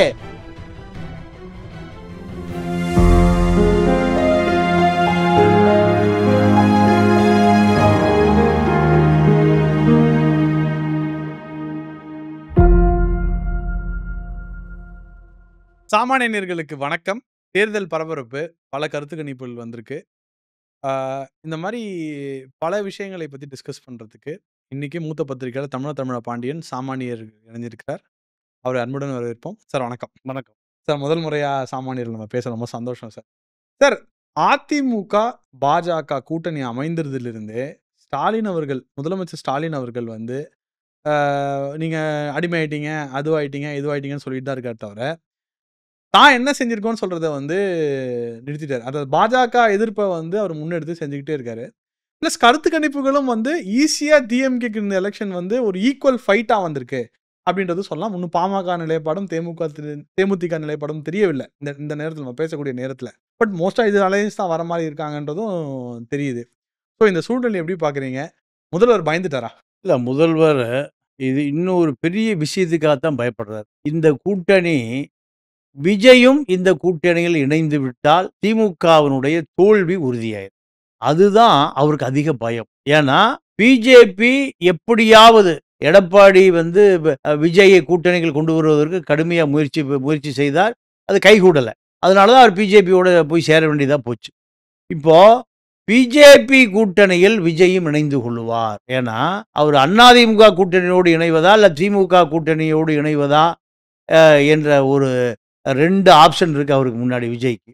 முதல்ல எதிரி யாரு? திமுக. அப்போ அரவிந்த் கெஜ்ரிவால் ரோல் தான் வருது. காங்கிரஸா பிஜேபியா? முதல் எதிரி எனக்கு காங்கிரஸ்னர். மக்கள் பூரா அரவிந்த் கெஜ்ரிவாலுக்கு ஓட்டு போட்டான். பிஜேபி அவர் தொடவே இல்லை. அதன் பிறகு எனக்கு பிஜேபி எதிரினார். அப்புறம் அவர் முதலமைச்சர் ஆனார். இதே ஸ்டாண்ட் தான் விஜயை பொறுத்த வரைக்கும். விஜய்க்கு முதல் எதிரி திமுகவா அதிமுகவா? தமிழ்நாட்டில் 2 அதிகார மையம் தான். இந்த அதிகார மையத்தில் முதலில் ஒழிக்கப்பட வேண்டியது யார்? விஜயுடைய ஸ்டாண்ட் என்னன்னா திமுக தான். இப்போ 1000 தியேட்டரு செண்பகமூர்த்தி கட்டுப்பாட்டில் இருக்கு. விஜய்க்கு திரைப்படம் எப்போ ரிலீஸ் பண்ணணும், எப்போ அது போட்டியில் திருப்பி வரணும் என்பதை முடிவு செய்யக்கூடியது யாருன்னு கேட்டீங்கன்னா செண்பகமூர்த்தி. செண்பகமூர்த்தி யாரு? ரெட் ஜெயிண்டனுடைய மேனேஜர். அப்போ விஜயை வைத்து படம் எடுக்கக்கூடிய 500 கோடி ரூபாய் பட்ஜெட்டில் படம் எடுக்கக்கூடிய தயாரிப்பாளர்களே தியேட்டர் கிடைக்கல. அப்போ விஜய்க்கு இந்த அரசியலுக்கு வர வேண்டிய அழுத்தமே திமுகவை எதிர்ப்பதற்காக மட்டுமே அவர் அரசியலுக்கு வர்றார். அப்ப திமுகவை எதிர்ப்பதற்காக அரசியலுக்கு வருகிற விஜய் திமுகவோட கூட்டணி சேர மாட்டார். வாய்ப்பே இல்லை. அப்ப யாரோட கூட்டணி சேருவாரு? அதிமுக கூட்டணி தான். இந்த அதிமுக கூட்டணி எடப்பாடி பல முறை முயற்சி செய்தோம், எனக்கு துணை முதலமைச்சர் கூட இல்லைன்னா 2.5 ஆண்டு காலம் எடப்பாடி, 2.5 ஆண்டு காலம் விஜய். இந்த டிமாண்டெல்லாம் எடப்பாடி ஒத்துக்கல. இப்போ இந்த கூட்டணியை அமித்ஷா எப்படியாவது அதிமுக கூட்டணிக்குள்ள கொண்டு வந்து விடுவார்னு நம்புறாரு ஸ்டாலின். இப்போ பிஜேபிக்கும் ஒரே பொது எதிரி திமுக, விஜய்க்கும் பொது எதிரி திமுக. 2 பேருக்குமான பொது எதிரி திமுக. பாஜகவுக்கும் பொது எதிரி திமுக. அப்ப 3 பேருக்குமான பொது எதிரி திமுக. அப்போ 3 பேரும் அவசியமாக கூட்டணி சேர வேண்டிய கட்டாயத்தில் இருக்கிறார். இதை பார்த்து தான் முதலமைச்சர் பயப்படுறார். ஏன்? இன்னைக்கு 10% ஓட்டு இளைஞர்களுடைய ஓட்டு. புது அரசியலுக்கு வருகிற மாணவர்களாக இருந்து வாக்காளர்களாக மாறுகிற ஆண்களும் பெண்களும் திமுக விட இருக்கக்கூடிய எந்த கொள்கையும் இல்லை. அதிமுகவிடம் இந்த இளைஞர்களுக்கான எந்த அரசியலும் இல்லை. அப்ப அவன் எங்க நேர போறான்? விஜய்க்கு தான் போறான். விஜய்ட 10% ஓட்டு நேரடியாக போகும். அதாவது ஒரு வருஷத்துக்கு 10 லட்சம் பேர் +2 முடிச்சுட்டு வெளியே வரான். 17 வயசு வெளியே வந்தால் ஒரு வருஷத்துல 18 வயசான ஓட்டு வந்துடுது. ஆண்களும் பெண்களும் 2 பேருமே திமுக அதிமுகவிடம் போகக்கூடிய எந்த கொள்கையும் இல்லை, கோட்பாடும் இல்லை. அப்ப விஜய் ஏதாவது புதுசா ஏதாவது செய்வாரா? திமுகவை எதிர்க்கிறார். இங்க பிரதான அரசியல திமுக எதிர்ப்பதான். எத்தனை வருஷமா? 50 வருஷமா. எம்ஜிஆர் யாரை எதிர்த்து கட்சி ஆரம்பிச்சாரு? திமுக எப்போ? 72ல.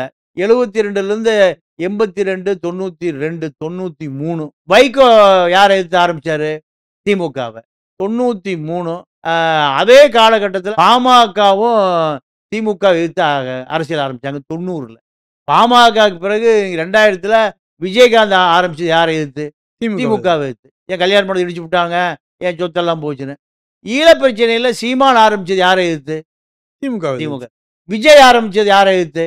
திமுக. அப்போ திமுகவுக்கு எதிரான அத்தனை சக்திகளும் திமுகவால் பாதிக்கப்பட்டவர்கள் சங்கம் தான் அது.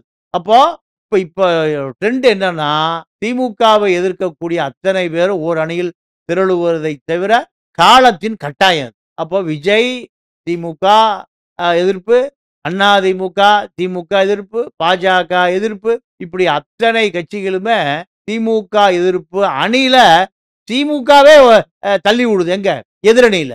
அப்போ இந்த கூட்டணி வலுவா மாறி இருந்தால் அவர் எடப்பாடி பிஜேபியோடு போக மாட்டார்.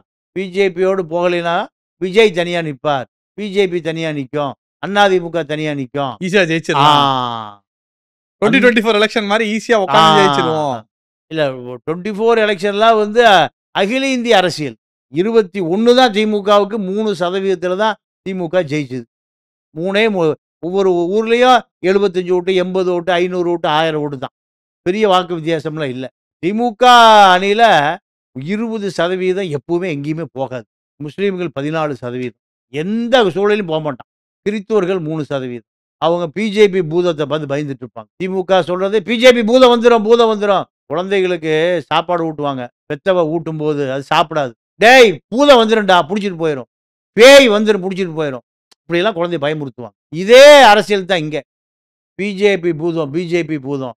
முஸ்லீம்கள், கிறிஸ்துவர்கள், படித்த தலித்துகள், திருமாவளவன் ஆட்கள் எல்லாம் திமுக ஓட்டு போடுவாங்களே தவிர, மீதி இருக்கக்கூடிய வெற்றி தோல்வியை தீர்மானிக்கக்கூடியவர்கள் 10%. நடுநிலை வாக்காளர்கள் 6.5 கோடி பேர்ல 65 லட்சம் பேர் இருக்கான். இந்த 65 லட்சம் பேர்ல இப்ப யாருக்கு ஓட்டு போடுவாங்க, வெற்றி எங்க கிடைக்கும்னா, இப்ப விஜய்க்கு ஒரு 10% வாக்கு விஜய்கிட்ட பெர்மனண்டா இருக்கு. எலெக்ஷன் வர்றதுக்கு முந்தையே இருக்கு. சர்வேல புள்ளிவிவரங்கள் அப்படித்தான் சொல்லுது. ஏன்னா திமுக அதிமுக எதிர்ப்பு மனநிலையில் இருக்கிற அத்தனை பேரும் ஒரு புது வாய்ப்பு யாருக்கு கொடுக்கலாம்னு நினைக்கிறான்? விஜய் கொடுக்கலாம்னு நினைக்கிறான். திமுகவை எதிர்த்து நின்ன கமலஹாசன், சீமான், டிடிவி தினகரன் 3 பேர் அந்த 10% பிரிச்சுக்கிட்டாங்க போன தேர்தல். இப்போ இந்த தேர்தலில் 10% விஜய்கிட்ட மொத்தமாக இருக்கு. சீமானுடைய 7% திமுக எதிர்ப்பு வாக்கு தான். அது சீமானுக்கே விழுந்தாலும் விஜயை நம்புகிற ஒரு 10% மக்கள் திமுக கண்டிப்பாக போட மாட்டாங்க. இப்போ அதுதான் ஒரு கவலை. திமுக வாக்க விஜய் எடுத்துட்டு போயிட்டாரு. விஜய் தனியா அப்படியே அதிமுக வாக்கா மாறப்போகுது. அவ்வளவு ரெட்டைலைக்கு போட போறான். இதை எப்படி மீட்டெடுக்கலாம்? மீட்டெடுப்பதற்கு ஒரே வழி விஷன் 200. என்ன? காந்தி நமக்கு உதவி செய்வார். காந்தி நமக்கு உதவி செய்வார். காந்தி ஆதரவோடு ஆட்சியை பிடிச்சிடலாம். அதைத்தான் முழுசா நம்புறாங்க. காந்திக்கு எங்க வழின்னா டாஸ்மார்க்ல நேரம் காந்திக்கு. காந்தி கடைசி வரைக்கும் சாராயத்தை எதிர்த்தார். இப்ப சாராயம் தான் காந்தி வழியா மக்கள்கிட்ட போக போகுது. எவ்வளவு கொடுமை பாருங்க. குஜராத்ல இன்னைக்கு வரைக்கும் சாராய கடை, கல்லு கடை, பிராந்தி கடை, ஒயின் ரொம்ப கிடையாது.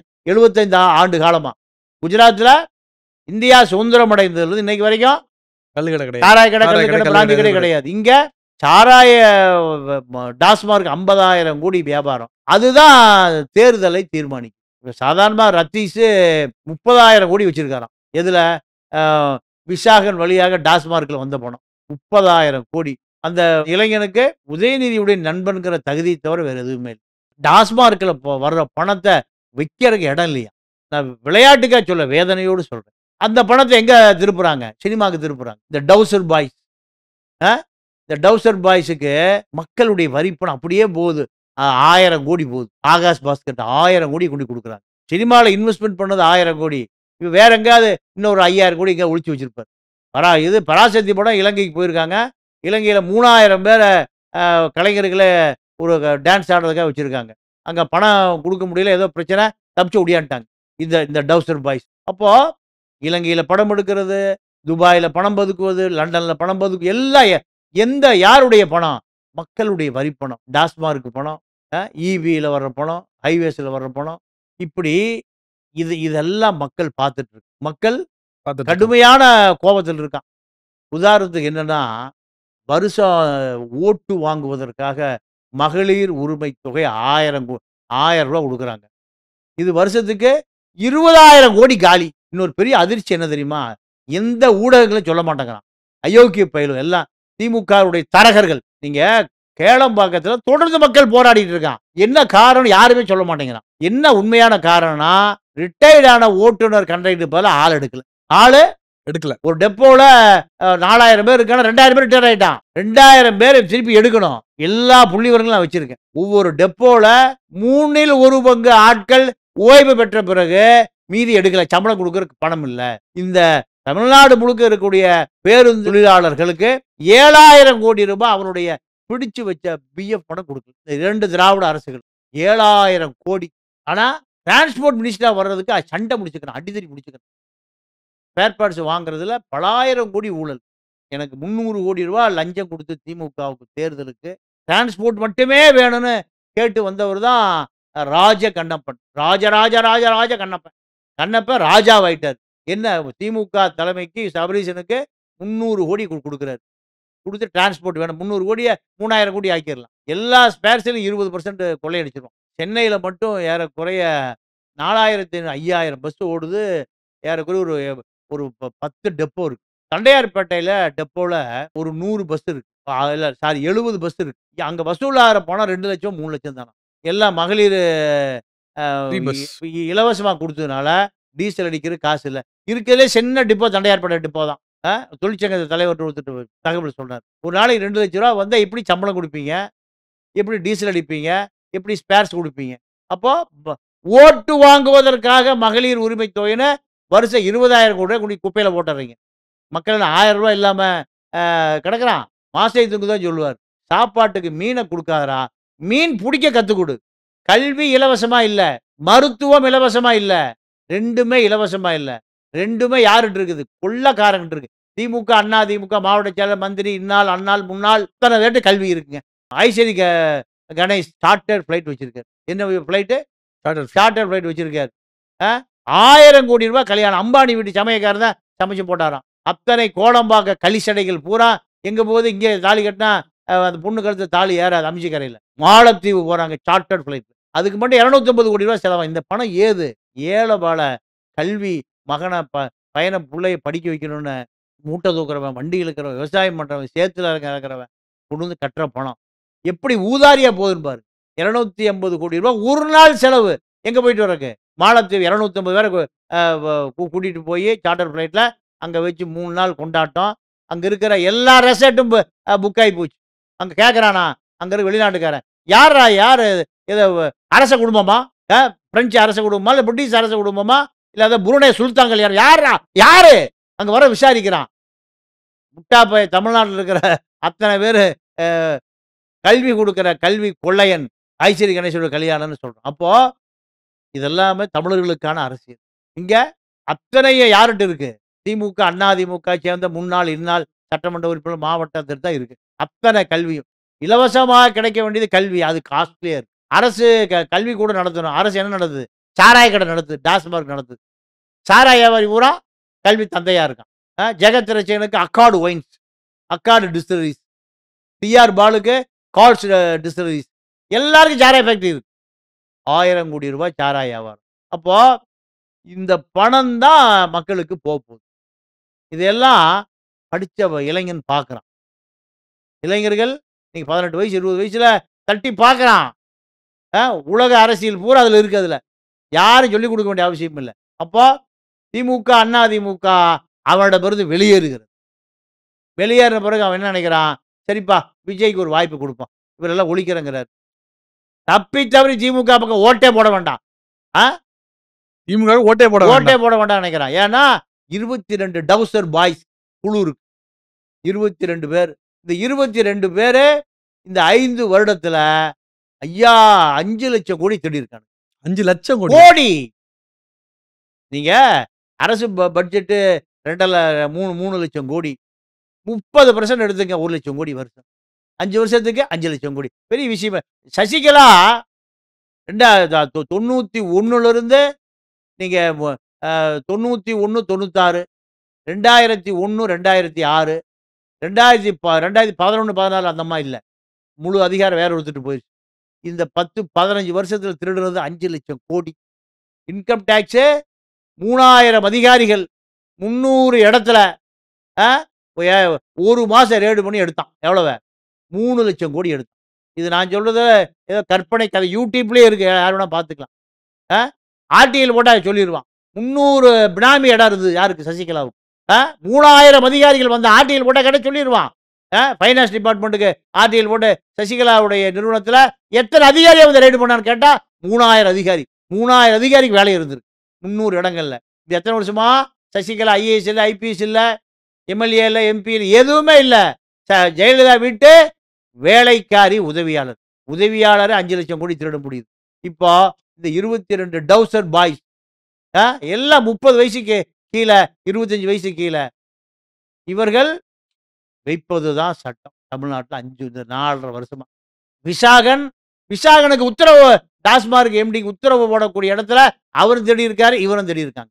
அப்போ எல்லாம் முடிவு செய்யற இடம் எங்கன்னு கேட்டீங்கன்னா, எம்ஆர்சி நகரில் இருக்கிற 174 அபார்ட்மெண்ட். ஒரு அபார்ட்மெண்ட் 3000 ஸ்கொயர் ஃபீட், 50 கோடி ரூபாய். நடுத்தர வர்க்கத்துக்கு இடம் எங்க போய் வாங்கணும்? இந்த பக்கம் போனா அவன் செங்கல்பட்டு தாண்டி போயிடணும். ஒரு 5 லட்சம் வச்சு ஏதாவது ஒரு ஒரு 2 சென்ட் வாங்கலாம்னா எங்க போயிடணும்? செங்கல்பட்டு தாண்டி போயிடணும், காஞ்சிபுரம் தாண்டி போயிடணும். இந்த பக்கம் கடலுக்கு அந்த பக்கம் தான் போகணும். வாங்கவே முடியல. அத்தனை இடங்களும் ஜி ஸ்கொயருடைய கட்டுப்பாட்டுக்கு வந்துருச்சு. அந்த பக்கம் மருமக, இந்த பக்கம் மகன். மருமகனுக்கு ஒரு டவுசர் பாய்ஸ் குரூப்பு, மகனுக்கு டவுசர் பாய்ஸ் குரூப்பு. இவர்கள் தான் ஆட்சி நடத்துகிறார்கள். கடைக்கோடி ஆள் வரைக்கும் தெரிஞ்சு போச்சு. அப்ப எப்படி ஓட்டு போடுவான்? அதுதான் அவருக்கு பயம். டாஸ்மார்க்ல இருந்து வர பணத்தை கூட்டணி கட்சிகளுக்கு பிரிச்சு கொடுத்துறாங்க. கரிகாலன்னு பிரிச்சு கொடுத்துறாரு. அவரு தான் தலைவர். இப்போ மணல் கரிகாலம் தான் இந்த கூட்டணி கட்சிகளுக்கு பூரா தலைவர். அவரே பிரிச்சு கொடுத்துறாரு. மணலை திருடுறதை பத்தியோ, மலையை உடைப்பதை பத்தியோ யாரும் பேசக்கூடாது. எங்கேயாவது பேசியிருக்காங்களா? சட்டசபையோ, நாடாளுமன்றமோ, பொதுக்கூட்டமோ யாரும் பேசுறது இல்லை. அனைத்து கட்சிக்கும் தலைவர் யாருன்னா மணல் கரிகாலன். ஆத்துல மணலே இல்லை, 4 அடி தான் எடுக்கணும் நீதிமன்றம் சொல்லுது. 40 அடி போய் களிமண்லே வந்துருச்சு. அப்போ இதெல்லாம் திராவிட ஆட்சியின் மீது மக்களுக்கு உள்ள வெறுப்பு. 30% பேர் ஓட்டே போடுறது இல்லை. 70 ஓட்டு போடாகுது. 30% அறிவுஜீவி, படிச்சவன், பண்பாளர், நாட்டை பத்தி கவலைப்படுறவன், அக்கறையா உள்ளவன் என்ன பண்றான்? எலெக்ஷனுக்கே வர்றதில்லை. 70% தான் ஓட்டு போடாது. 70 மீதி 70ல 10 பேர் நடுநிலையாளர்கள். அவர்கள் தான் வெற்றி தோல்வியை தீர்மானிக்கிறார். திமுக 20 நிரந்தரமா இருக்கு, அதிமுக 20 நிரந்தரமா இருக்கு. 20 20 40. முஸ்லீம், கிறிஸ்தவர்கள், தலித்துகள் 20 60. 10% நடுநிலையாளர்கள். இந்த நடுநிலை எந்த பக்கம் சாயறாங்களோ அவங்களுக்கு தான் ஆட்சி. 30 பேரு எலெக்ஷனுக்கே வர்றதில்லை. அவன் பார்க்குறான், முட்டா பைய பூரா ஓட்டு போடுறான் 200 ரூபாய்க்கு, காக்கா பிரியாணிக்கும், குவார்ட்டருக்கும். இந்த ஓட்டு எப்படி இருக்கும்? எலெக்ஷன் வரட்டும், எல்லா பக்கமும் நீங்க அடைச்சி வச்சிருவாரு. செந்தில் பாலாஜி ஈரோட்டில் அடைச்சி வச்சு பார்த்தோமா? ஆட்டு தொட்டியை பார்த்துருப்பீங்க, மாட்டு தொட்டியை பார்த்துருப்பீங்க, மனுஷன் தொட்டி ஈரோட்டில் தான் காமிச்சானுங்க. அதுக்கு பேர் பட்டி. இந்த பனைமர பட்டையில் சுற்றி வச்சிருப்பாங்க. ஆட்டை போட்டு பட்டி போட்டு அடைச்சிருவான். ராத்திரியில் அவனை திருடிட்டு போயிடுவான். அப்புறம் காலையில் என்ன பண்ணுவான்? அந்த வாழை மட்டையை மடிச்சா தோளுதைக்கு வச்சு நடந்து போயிடுவான். அதை செவுரு. இப்படி கல்யாண மண்டபம் எங்கெங்கே காலி இருக்கோ ஈரோட்டில், அத்தனை கல்யாண மண்டபத்துலேயும் 3 நேரம் சாப்பாடு, பிரியாணி, சரக்கு, சாப்பாடு. ஒரு கல், ஒரு கண்ணாடி. உதயநிதி படத்தை பார்த்துட்டு அங்கேயே சரக்கு அடிச்சு படுத்துக்க வேண்டியதான். போதையை விடிஞ்சு காலையில் வீட்டுக்கு போயிட்டு மறுபடியும் 1000 ரூபா இங்கே வந்துடணும். இதெல்லாம் இதுக்கு ஒரு ஜனநாயகமா? இதுக்கு பேர் சட்டமன்ற உறுப்பினர்களை, நாடாளுமன்ற உறுப்பினர்களை தேர்ந்தெடுக்கிற முறையா? காரி துப்புறாங்க மலையாளி தமிழ்நாடு. கர்நாடகாவுக்கு காரி துப்புறான். ஏண்டா இதாடா அரசியல்? உங்க அரசியல் அப்பனுக்கு சாராய, மகனுக்கு சத்துணவு, முட்டையோட சத்துணவு. இவன் சாப்பிட்டு இங்கே படுத்துக்கிறான், அவன் சாப்பிட்டு அங்கே படுத்துக்கிறான். என்னடா அரசியல் உங்க அரசியல்? தமிழ்நாட்டு அரசியல் இப்படித்தான் கேரளாக்காரன் கேட்குறான். கேரளாவில் போய் பணம் கொடுக்குறேன், எவனாவது ஓட்டுக்கு பணம் கொடுக்குறேன்னு போய் கேட்க முடியுமா? அடிச்சு விரட்டிடுவான். இங்க மக்களே விரட்டுவாங்க. அவனுக்கு அவ்வளவு தூரம் கல்வி கொடுக்கப்பட்டிருக்கு. கல்வி அவனுக்கு கம்யூனிசம் கல்வியும் அவனுக்கு கொடுக்கப்பட்டதனுடைய விளைவு அவனை யாரும் ஏமாற்ற முடியும்? அவன் எல்லாத்தையும் ஏமாத்துவான். ஆனா தமிழ்நாட்டில் 200 ரூபாய்க்கு ஓட்டு போடுகிற மக்களாக இந்த திராவிட இயக்கம் மாற்றி வச்சு. சார், களத்துல ஸ்டாலினுக்கு எடப்பாடி பரவாயில்ல அப்படின்னு ஒரு விஷயம் களத்துல இருக்கா? இல்லைங்க, அதாவது 2 திராவிட இயக்கங்களும் மாறி மாறி ஆட்சி செய்கிற அவலம்தான். இப்போ திமுகவில் யார் இருக்கான்னு நினைக்கிறீங்க? சேகர் பாபு யாரு? ஏவா வேலு யாரு? கே சார் யாரு? ரகுபதி யாரு? சேகர் பாபு யாரு? இப்ப யார் எல்லாமே யார் எங்கிருந்து வந்தாங்க? ஏடிஎம்கேல அப்புறம் காரணம் என்னன்னு கேட்டீங்கன்னா, இந்த திராவிட இயக்கத்தினுடைய கொள்கை என்னன்னா, திருடுவது, அதிகாரத்துக்கு போவது. அதிகாரத்துக்கு போய் திருடுவது. திருடியதை தக்க வைத்துக் கொள்வதற்கு, திருடியதை மக்களுக்கு கொடுப்பது. அதன் மூலம் மீண்டும் அதிகாரத்துக்கு வருவது. மறுபடியும் கொள்ளையடிப்பது. அ மீண்டும் அதே இதுதான் 75 வருஷமாக மறுசுழற்சியில். நீங்க சாதாரண நபர ப ப நீங்க அரசியல்ல இருக்கிறவன எடுத்து பாருங்க. 1000 கோடி வச்சிருக்கான். எப்படி நீங்க அவன ஒரு 25 வருஷத்துக்கு முந்தி அவனுடைய வரலாறு எடுத்து பாருங்க. படுக்க இடம் இல்லாம எங்க படுத்திருப்பான்? பஸ் ஸ்டாண்ட்ல படுத்திருப்பான். அப்போ இந்த திராவிட இயக்க ஆட்சி என்பது என்ன? கொள்ளையடிப்பதற்கான கூட்டம். இப்போ விஷன் 200ன்னா ஏதோ பெரிய கொள்கைலாம் ஒண்ணும் அதுக்குள்ள இல்ல. திமுகவினுடைய தேர்தல் அறிக்கை 505 வாக்குறுதிகள். அந்த இத எடுத்து பார்த்தீங்கன்னா தெரியும். தேர்தல் அறிக்கை. அந்த மேனிஃபெஸ்டோ. ஆனா 5 கூட நிறைவேற்ற முடியல. என்ன காரணம்? மக்கள் மறந்துட்டான். அடுத்த நாள் காலையில மறந்துட்டான். திமுககாரன் திமுக கட்சிக்கு ஓட்டு போடுறதுக்கு அவன் கட்சிக்கே பணம் குடுக்கணும். அவன் கட்சிக்கே. நீங்க வெளியில இருக்க ஆளெல்லாம் காசு குடுத்து உள்ள இழுக்க முடியாது. 20% இருக்கான்னா 6,50 கோடி பேர் வாக்காளர். 6 12 1,20,00,000 பேர் திமுகவுக்கான வாக்காளர். 1 கோடி வாக்காளர். 1 கோடி பேருக்கு நீங்க ரூ. 1000 குடுக்கணும். இப்ப இந்த தடவ ரூ. 2,000 திட்டம் போட்டு வச்சிருக்காங்க. எவ்வளோ வச்சப்போ? 1 கோடி பேருக்கு நீங்க 2,000ன்னா நீங்க ஏறக்குறைய 2,000 கோடி வரும். 20,000 கோடி, 20,000 கோடி. ரூ. 1000 போன தேர்தல் குடுத்தாங்க. இந்த தேர்தல்ல ரூ. 2,000 குடுக்க போறாங்க. விஷன் 200 ஒரு சைபர் சேர்த்துக்க வேண்டியது. எல்லாம் 2 2 2ன்னு பெரிய பெரிய ஃபார்முலா 200 2,00,000 2 கோடி 20 கோடி 2,00,000 கோடி அப்படியே 2 2 2 அப்போ ஏறக்குறைய வந்து ஒரு திமுக பட்ஜெட்டு ஒரு சட்டசபை ஒரு சட்டசபை தொகுதிக்கு 2,00,000 மக்கள் இருக்கான். 2,00,000 மக்களுக்கு ரூ. 2,000 குடுத்தோம். குடுத்தா ரூ. 40 கோடி டிஸ்ட்ரிபியூட் ஆயிரும். அதேபோல 1 மாத கால சொந்த கட்சிக்காரனுக்கு நீங்க பூத் ஏஜென்ட்க்கு 65,000 பூத் இருக்கு. இந்த பூத் ஏஜென்ட்க்கு அவனுக்கு ஒரு தேர்தல் அறிவிச்சதிலிருந்து அவன மெயின்டெயின் பண்ணணும். 24 மணி நேரம் அவன் எதுல இருப்பான்? சரக்குல தான் இருப்பான். அப்ப அவன மெயின்டெயின் பண்ணணும்னா, ஒரு இந்த ஒரு தொகுதிக்கு ரூ. 10 கோடி செலவு பண்ணணும். அப்பதான் இந்த ரூ. 2,000 அவனுக்கு போய் சேரும். யாருக்கு? வாக்காளருக்கு. இல்லைன்னா கவர் வந்து அவன் உருவிருவான். ரூ. 1,000 உருவிருவான். இந்த ரூ. 2,000 கொண்டு சேர்த்துவதற்கு திமுகவினுடைய கிளை செயலாளரிலிருந்து பகுதி செயலாளர் வரை நீங்க பணம் திருடாம கொண்டு சேர்த்தணும். இதுக்கு என்ன வழி? அவனுக்கு பணம் குடுக்கணும். இது ரூ. 40 கோடி வாக்காளர்களுக்கு 2,00,000 பேருக்கு ரூ. 2,000. வட்டச் செயலாளர் வண்டு முருகனுக்கு உட்பட பகுதி செயலாளர், வட்டம், மாவட்டம் எல்லாத்துக்கும் 10 கோடி. அப்போ 40 பிளஸ் 10 எவ்வளோ ஆச்சு? ரூ. 50 கோடி ஒரு தொகுதி. 100 தொகுதிக்கு 5,000 கோடி. 200 தொகுதிக்கு 10,000 கோடி. இதுதான் விஷன் 200. இப்ப பணம்லாம் ரெடியா இருக்கு. எங்க இருந்து எடுத்தது? சாராய கடையிலிருந்து எடுத்தது. பராசக்தி படம் எடுப்பதற்கு முத்து பேச்சியை கட்டின ஆகாஷ் பாஸ்கர்கிட்டயே 1000 கோடி இருக்கு. மக்கள் தெருக்கோடி பணம் வைக்க முடியலங்க. கொண்டு போய் சினிமாவில் இன்வெஸ்ட் பண்ணுங்கன்னு 1000 கோடியை கொண்டு கொடுத்துருக்காங்க. இந்த 1000 கோடி கதை உலகத்தில் எந்த நாட்டில் இருந்தாலும் மக்கள் புரட்சி பண்ணியிருப்பான். இங்க சாராய கடையிலேயே படுத்து கிடக்குறான். 1 கோடி பேர் காலை எந்திரிச்சு நேரம் எங்கே போகிறான்? சாராய கடைக்கு போகிறான். பாட்டிலுக்கு 10 ரூபா செந்தில் பாலாஜி கொடுத்துட்றான்.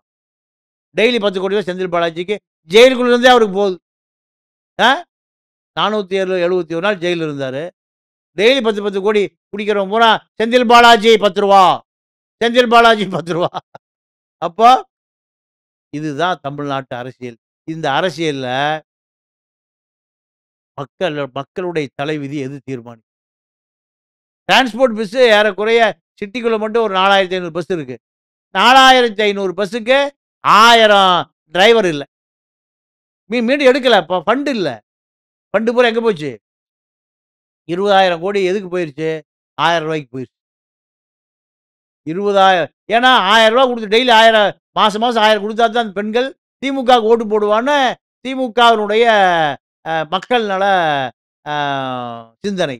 அது ஆனா ஒர்க் அவுட் ஆகுது சார். ஆ? ரூ. 1000 குடுத்ததுனால மக்கள் ஓட்டு போடுறாங்கன்னு நினைக்கிறேன். இல்ல போடலையா? கோவத்துல இருக்காங்களா? இல்ல பெண்கள் போடல.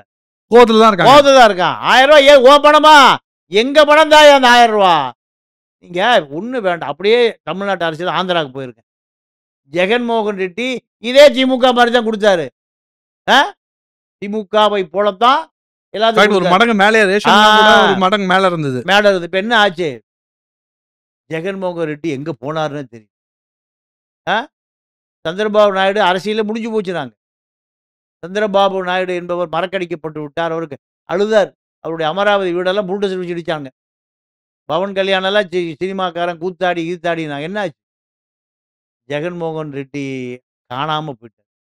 எங்கேயோ காணாமல் போன சந்திரபாபு நாயுடு மக்கள் முதலமைச்சராக்கி.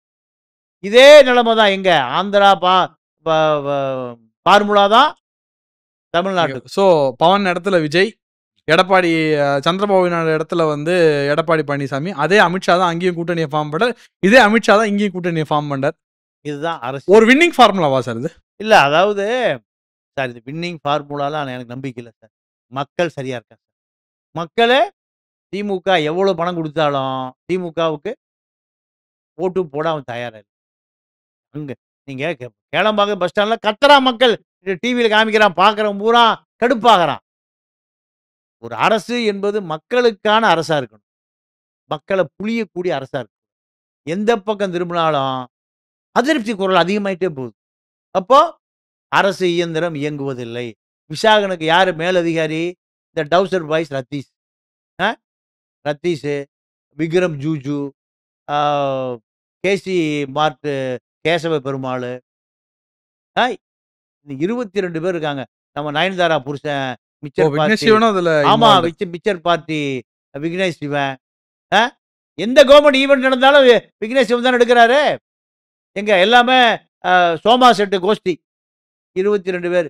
நடிகைகளுக்கு மாசம் ஒருக்கா பெரிய டின்னர். ஒரு ரூ. 50,00,000 செலவுல. 15 நடிகைகள் வர்றாங்களாம். அ இதுதான் இப்போ. நீங்க பழைய எம்.ஆர். ராதா படத்துல அரச சபையில கேட்பான். "மன்னா மும்மாரி பொழிந்ததா? எப்ப பொழிஞ்சா என்ன? எப்ப இருட்டா என்னடா? அ சரக்க ஊத்துடா. டான்ஸ போடுறாங்க." இதே நிலைமை தான் இப்ப நடந்துட்டு. இந்த டவுசர் பாய்ஸ் பலாயிரம் கோடி திருடியிருக்கான் அப்படிங்கிற இந்த செய்திய யார் சொல்றா? என்ஃபோர்ஸ்மென்ட் வந்து கண்டுபிடிக்கும். இங்க இருக்கிற மீடியாக்கள் எங்க எங்க போய்ட்டான்? அத பத்தி பெருசா டிபேட் கூட நடத்தலையே இல்லங்க சார். அதாங்க. எல்லாமே திமுக விலைக்கு வாங்கி வச்சிருக்கான். எனக்கு தெரிஞ்சு தமிழ்நாட்டு மீடியாவுக்கு மாசம் ரூ. 5,00,00,000 லஞ்சமா குடுக்குறான். பீரியாடிக்கலா பண்ணிக்கிட்டே இருக்காங்க. பீரியாடிக்கலா பண்ணிக்கிட்டே இருக்காங்க. ரூ. 5,00,00,000 1,00,000லிருந்து 5,00,000 வரைக்கும் 100 சேனல் அதிபர்கள், அதாவது முதலாளியை விட்டுட்டு வேலை பார்க்கிற நிருபர்கள், எடிட்டர்கள், சப் எடிட்டர்களுக்கு ரூ. 5,00,00,000 மாசம் செலவு பண்ணணும். சின்ன சின்ன சமூக வலைதளங்களுக்கு ஒரு 1,00,000 5,00,000 வரை குடுக்குறான். திமுகவுக்கு தான் ஜால்ரா போடணும். அப்ப எப்படி உண்மை வரும்? மீடியாக்கள் அத்தன பேரும் திமுக மீடியாவா மாறி போயிடுச்சு. சன் டிவில திமுக பத்தி சொல்லுவானா? கலைஞர் டிவில திருமாவளவன் சொல்லுவாரா? சொல்லவே மாட்டார். திமுக ஆட்சியில தேனாரும், பாலாறும் ஓடுது. மும்மாரி பொழியுது. மக்கள் சந்தோஷமா இருக்கான். அ அப்போ இதற்காக ஊடகங்களே விலை போய் விட்டது. அப்ப எப்படி மக்களுக்கு உண்மை போய் சேரும்? ஆனால் இதையும் தாண்டி மக்கள் ரொம்ப பாதிக்கப்பட்டவன் பூரா தேர்தல் வருகிற பொழுது தான் தன்னுடைய கோபத்தை வெளிப்படுத்தும். அதுதான் நடக்கும். அதுதான் இப்போ யாருக்கு பயம்? யாரு பதர்றா? முதல்வர் ஆ பதவி. இதுதான். இத்தனை நம்ம பேசுற இத்தனை விஷயங்களும் அவருடைய கவனத்துக்கு போன பிறகு தான், உளவுத்துறை சொன்ன பிறகு தான் அவருக்கு பதட்டம் வருகிறது. இந்த பதட்டம் இன்னும் ஒரு 6 மாச காலம் நீடிக்கும். நீடித்த பிறகு தான் அது ஒரு முடிவுக்கு வரும். எடப்பாடி தான் தமிழ்நாடு முழுக்க பட்டி தொட்டி கிராமம் வரைக்கும் அ கட்சி இருக்கக்கூடிய, கிளை இருக்கக்கூடிய, பூத்து கமிட்டி இருக்கக்கூடிய ஒரு பெரிய கட்சி. அதனால எடப்பாடி பிஜேபி கூட்டணி, இந்த கூட்டணியில மீண்டும் மீண்டும் பாமக, தேமுதிக, விஜய் வந்தா இந்த கூட்டணி நிறைவு பெறும். அதற்கான ஏற்பாடு தான் மதுரையில. இன்னொரு விஷயம் என்ன கேட்டீங்கன்னா, அ மதுரைய பொறுத்தவரைக்கும் அ மதுரைக்கு கீழ திருப்பரங்குன்றம், திருச்செந்தூர், பழனி எல்லாமே மதுரைய ஒட்டி தான் வருது சவுத்துல. இங்கு திமுகவ இந்து அறநிலையத்துறை சார்பாகவே முருகன் மாநாடு நடந்தது. அப்ப இதை முறியடிப்பதற்காகத்தான் மதுரைய அமித்ஷா தேர்ந்தெடுத்து, முருக மாநாடுன்னு 22ஆம் தேதி நடக்க போகுது. இந்து முன்னாடி ஆ, எடுத்து ஆ. பண்ணிட்டு இருக்காங்க. யோகி ஆதித்யநாத் வராரு, பவன் பவன் கல்யாண் கல்யாணம் வராரு. வராங்க. 2 பேர் வராங்க. அப்ப இந்த ஆன்மீக அரசியல் திமுக முருக அரசியல்ல அ பிஜேபியும் எடுக்கிற காரணத்தினால, இது சார் அதிமுக ஆக்சுவலி திமுக தான் ஆன்மீக அரசியல கையில எடுத்திருக்கு. எடுத்தாங்க. அது கார்னரா இவங்க பேக் எடுக்குறாங்க. ஃபயர் ஆச்சுல சார் உங்களுக்கு. ஆமா, ஆமா, பேக் ஃபயர் ஆமா, ஆச்சுல ஆமா. அது. அப்போ இந்த திமுக அரசியலை ஒட்டி முருக மாநாடு என்பது பாஜக வாக்கு வங்கியை, அதிமுக வாக்கு வங்கியை உயர்த்துவதற்கான அரசியல் சூட்சம் வந்து அதுக்குள்ள இருக்கு. நீங்க திருப்பரங்குன்றம் என்பது மதுரை ஒட்டி இருக்கிற மக்களுக்கு அது வந்து ஒரு பெரிய ஆன்மீக தலம். அங்க சிக்கந்தர் மலை ஒரு சர்ச்சை வந்தது. அப்ப இதெல்லாம் அ திமுகவுக்கு ஒரு பெரிய பின்னடைவாக பார்க்கப்பட்டது. இதனுடைய விளைவு தான் இப்போ முருகன் மாநாடு பிஜேபி நடத்துறாங்க. அது அப்படியே வாக்கு வங்கியாக மாற்றுவதற்கான முயற்சி. அது எத்தனை தூரம் அது நடைமுறைக்கு வருதுன்னு தேர்தல் நேரத்தில தான் பார்க்கணும். கொங்கு அரசியல் பூராமே அதிமுக சாதகமா இருக்கு. திமுகவுக்கு எதிரா இருக்கு. அதனால இப்போ 2 பாஜக முறை சவுத்துல 10 ஜெயிச்சாங்க. இந்த கூட்டணி வந்து சவுத்துல வந்து ஒரு பெரிய ஒரு முன்னெடுப்பு எடுத்து 30, 40 சீட் தாண்டிடுவாங்கன்னு நினைக்கிறீங்களா சார்? ஆமா, ஆமா. இப்ப நயினார போட்டதே முக்குளத்தூர் வாக்குக்காக தான். முக்குளத்தூர் வாக்கு பிளஸ் நாடார் பிளஸ் தேவேந்திர குல வேளாளர் ஓட்டு தான். இந்த ஓட்டு அதிமுக கூட்டணிக்கு கொண்டு வருவதற்கான முயற்சி தான் மதுரையை தேர்ந்தெடுப்பது பிஜேபி. அதேபோல முருகன் மாநாடு 2மே சவுத்து பக்கம் அதிமுக வாக்கு வங்கி, முக்குளத்தூர் வாக்கு வங்கி, ஏன்னா கனிமொழி நாடார் வாக்கு வங்கி முருகன் அந்த மாரி கட்டுப்பாட்டுல வச்சிருக்கு. ஜான் பாண்டியன், கிருஷ்ணசாமி, தேவேந்தர் வேளாளர் மக்களுடைய நீண்டகால கோரிக்கை பட்டியல் வெளியேற்றம். இதெல்லாம் பிஜேபிக்கு வாக்காக மாற்றுவதற்கான ஒரு யுக்தி தான் அமித்ஷா தொடர்ந்து அ மதுரைக்கு வர்றதுக்கான காரணமும், அதேபோல நயினாரை முன்னிறுத்தி அரசியல் செய்ய வேண்டிய தேவையும் இருக்கு. ஓகே. ஆ சார் இப்போ திமுகல பார்த்தீங்கன்னா, ஒரு பரவலான செய்தி இருக்கு. சென்னை முழுக்க வந்து அந்த போன எம்எல்ஏவ வந்து மாத்தப் போறாங்க. எல்லா எம்எல்ஏவும் மாத்தப் போறாங்க. புது கேண்டிடேட்ஸ வந்து போடப் போறாங்கன்னு சொல்றாங்க. அத நீங்க எப்படி பார்க்குறீங்க சார்? தமிழ்நாடு முழுக்க நடக்க போகுது. தமிழ்நாடு முழுக்க ஃப்ரெஷ் ஆமா, ஃபேஸ். ஆமா, ஆமா. ஏன்னா, அடுத்து உதயநிதி கட்டுப்பாட்டுக்குள்ள கட்சி வந்துருச்சு. ஆட்சியும் வரும். ஏன்னா, இப்ப அவருக்கு 50 வயசு ஆயிப்போச்சு. 50 வயசு ஆன பிறகு, நீங்க ஒரு அடுத்த 5 வருஷம்னா 55 ஆயிரும். அப்ப அவருக்கு அர அரசியலை கற்றுக் கொடுப்பதற்கான முயற்சி அவங்க குடும்பம் அவர முன்னிலைப்படுத்துது. மூத்த சட்டமன்ற உறுப்பினர் துரைமுருகன் ஆகட்டும், பெரியசாமி ஆகட்டும், இவர்கள்லாம் உதயநிதிக்கு கட்டுப்பட மாட்டாங்க. ஸ்டாலினுக்கே கட்டுப்பட மறுக்கிற ஆட்கள் இவங்கெல்லாம். ஏன்? கருணாநிதியோட அரசியல் பண்ண ஆட்கள். அப்ப கருணாநிதி பேரனுக்கு அவர்கள் கட்டுப்பட மாட்டார்கள். நீங்க ஸ்டாலின் வந்தா துரைமுருகன் எந்திரிக்கவே மாட்டார், உட்கார்ந்திருப்பார். உதயநிதிக்கு எந்திரிப்பாரா? ஆ? எந்திரிக்கவே மாட்டார். அப்போ 3வது தலைமுறை அரசியலை எடுத்துக்கொண்டு வர வேண்டியது. அப்ப முழுக்க முழுக்க ஸ்டாலினுடைய கட்டுப்பாட்டில் இருந்த மூத்த அமைச்சர்கள், அடுத்த தலைமுறையான உதயநிதிய இப்ப துணை முதலமைச்சர் ஆக்கியாச்சு. எப்ப வேண்டுமானாலும் அவர் முதலமைச்சர் வேட்பாளராக அறிவிக்கலாம். அதுக்கான வாய்ப்பு இருக்கு. கூட்டணி கட்சிகளோட அவர் பேசிட்டு இருக்கார். அன்புமணி ராமதாஸ் கதையா ஆயிறக்கூடாது. அதனால அவரு அதற்கான பயிற்சி குடுக்க வேண்டியதா இருக்கு. ஜெயிக்குதோ, தோக்குதோ, உதயநிதி தான் அடுத்த எதிர்கால ஆ திமுக. திமுக. மூத்த அமைச்சர்கள் கண்டிப்பா உதயநிதியை கட்டுப்படுத்தவே முடியாது. அதற்காக நீங்க அடுத்த ஜெனரேஷன் இப்போ மகேஷ் பொய்யாமொழியைப் போல ஒரு இளைய அ அன்பழகன. அன்பழகன அதே போல பெரியசாமியோட பெரியசாமியுடைய மகனை ஐபி செந்தில், செந்தில, டிஆர்பி பாலு பாலுவ, அவரோட சன் டிஆர்பி ராஜா. ராஜாவை, இப்படி அடுத்த தலைமுறைகளை தான் இப்போ களத்தில் இறக்க போறாங்க. ஏன்னா ஒரு தொலைநோக்கு பார்வை தான். கட்சி கனிமொழிட்டு போயிடக்கூடாது, உதயநிதி கட்டுப்பாட்டுக்கு வரணும். அதனால வாக்காளர் இளைய வேட்பாளர்களுக்கு வாக்களிக்கக்கூடிய வகையில் திமுகவினுடைய ஐடி விங்கு இப்போ முழுக்க இறங்கி வேலை செஞ்சுது. சார், தேமுதிக பாமக நிலைப்பாடு வந்து இந்த கூட்டணியோட வெற்றிக்கு வந்து ஏதோ ஒரு விதத்துல வந்து பயன்படும் நினைக்கிறீங்களா? இவங்க 2 பேரோட நிலைப்பாடு எப்படி இருக்கும்னு நினைக்கிறீங்க சார்? இல்லைங்க, பாஜக தான் இதுக்கு மேஜர் பார்ட்னர். அவங்க என்ன நினைக்கிறாங்க, எப்படியும் திமுக 1% கூட ஜெயிச்சிடக்கூடாது. அதுக்காக நான் எந்த எக்ஸ்டென்ட் நீங்க 2016 ஜெயலலிதா ஃபார்முலா அதுதான். மக்கள் நல கூட்டணின்னு அந்த அம்மாவே ஒரு டம்மி கூட்டணி உருவாக்கு. ஓட்ட பூரா பிரிச்சுட்டாங்க விஜயகாந்த் தலைமையில். திமுக வராமல் 1% வாக்கு வித்தியாசத்துல அதிமுக மீண்டு வந்து. இன்ஃபேக்ட் வாக்கு சதவீதத்துல வந்து திமுக அதிகமா, சீட்ல வந்து அதிமுக இருந்ததுன்னு நினைக்கிறேன் அந்த தேர்தல்ல. ஆமா ஆமா, அது ஜெயலலிதாவுடைய ஃபார்முலா தான். அதே போல தான் இப்போ 2026லையும் திமுக எந்த காலத்திலும் வந்துடக்கூடாது. ஏன்னா பிஜேபிக்கு அகில இந்திய அளவில் ஒரு பெரிய குடைச்சலாக இருக்குன்னு பிஜேபி நினைக்கிறாங்க. அதனால திமுகவை எதிர்ப்பதற்கு அதிமுக கூட்டணி வலுவாக்குகிற வேலையை எடப்பாடி செய்யல. யார் செய்யறா? அமித்ஷா செய்யற.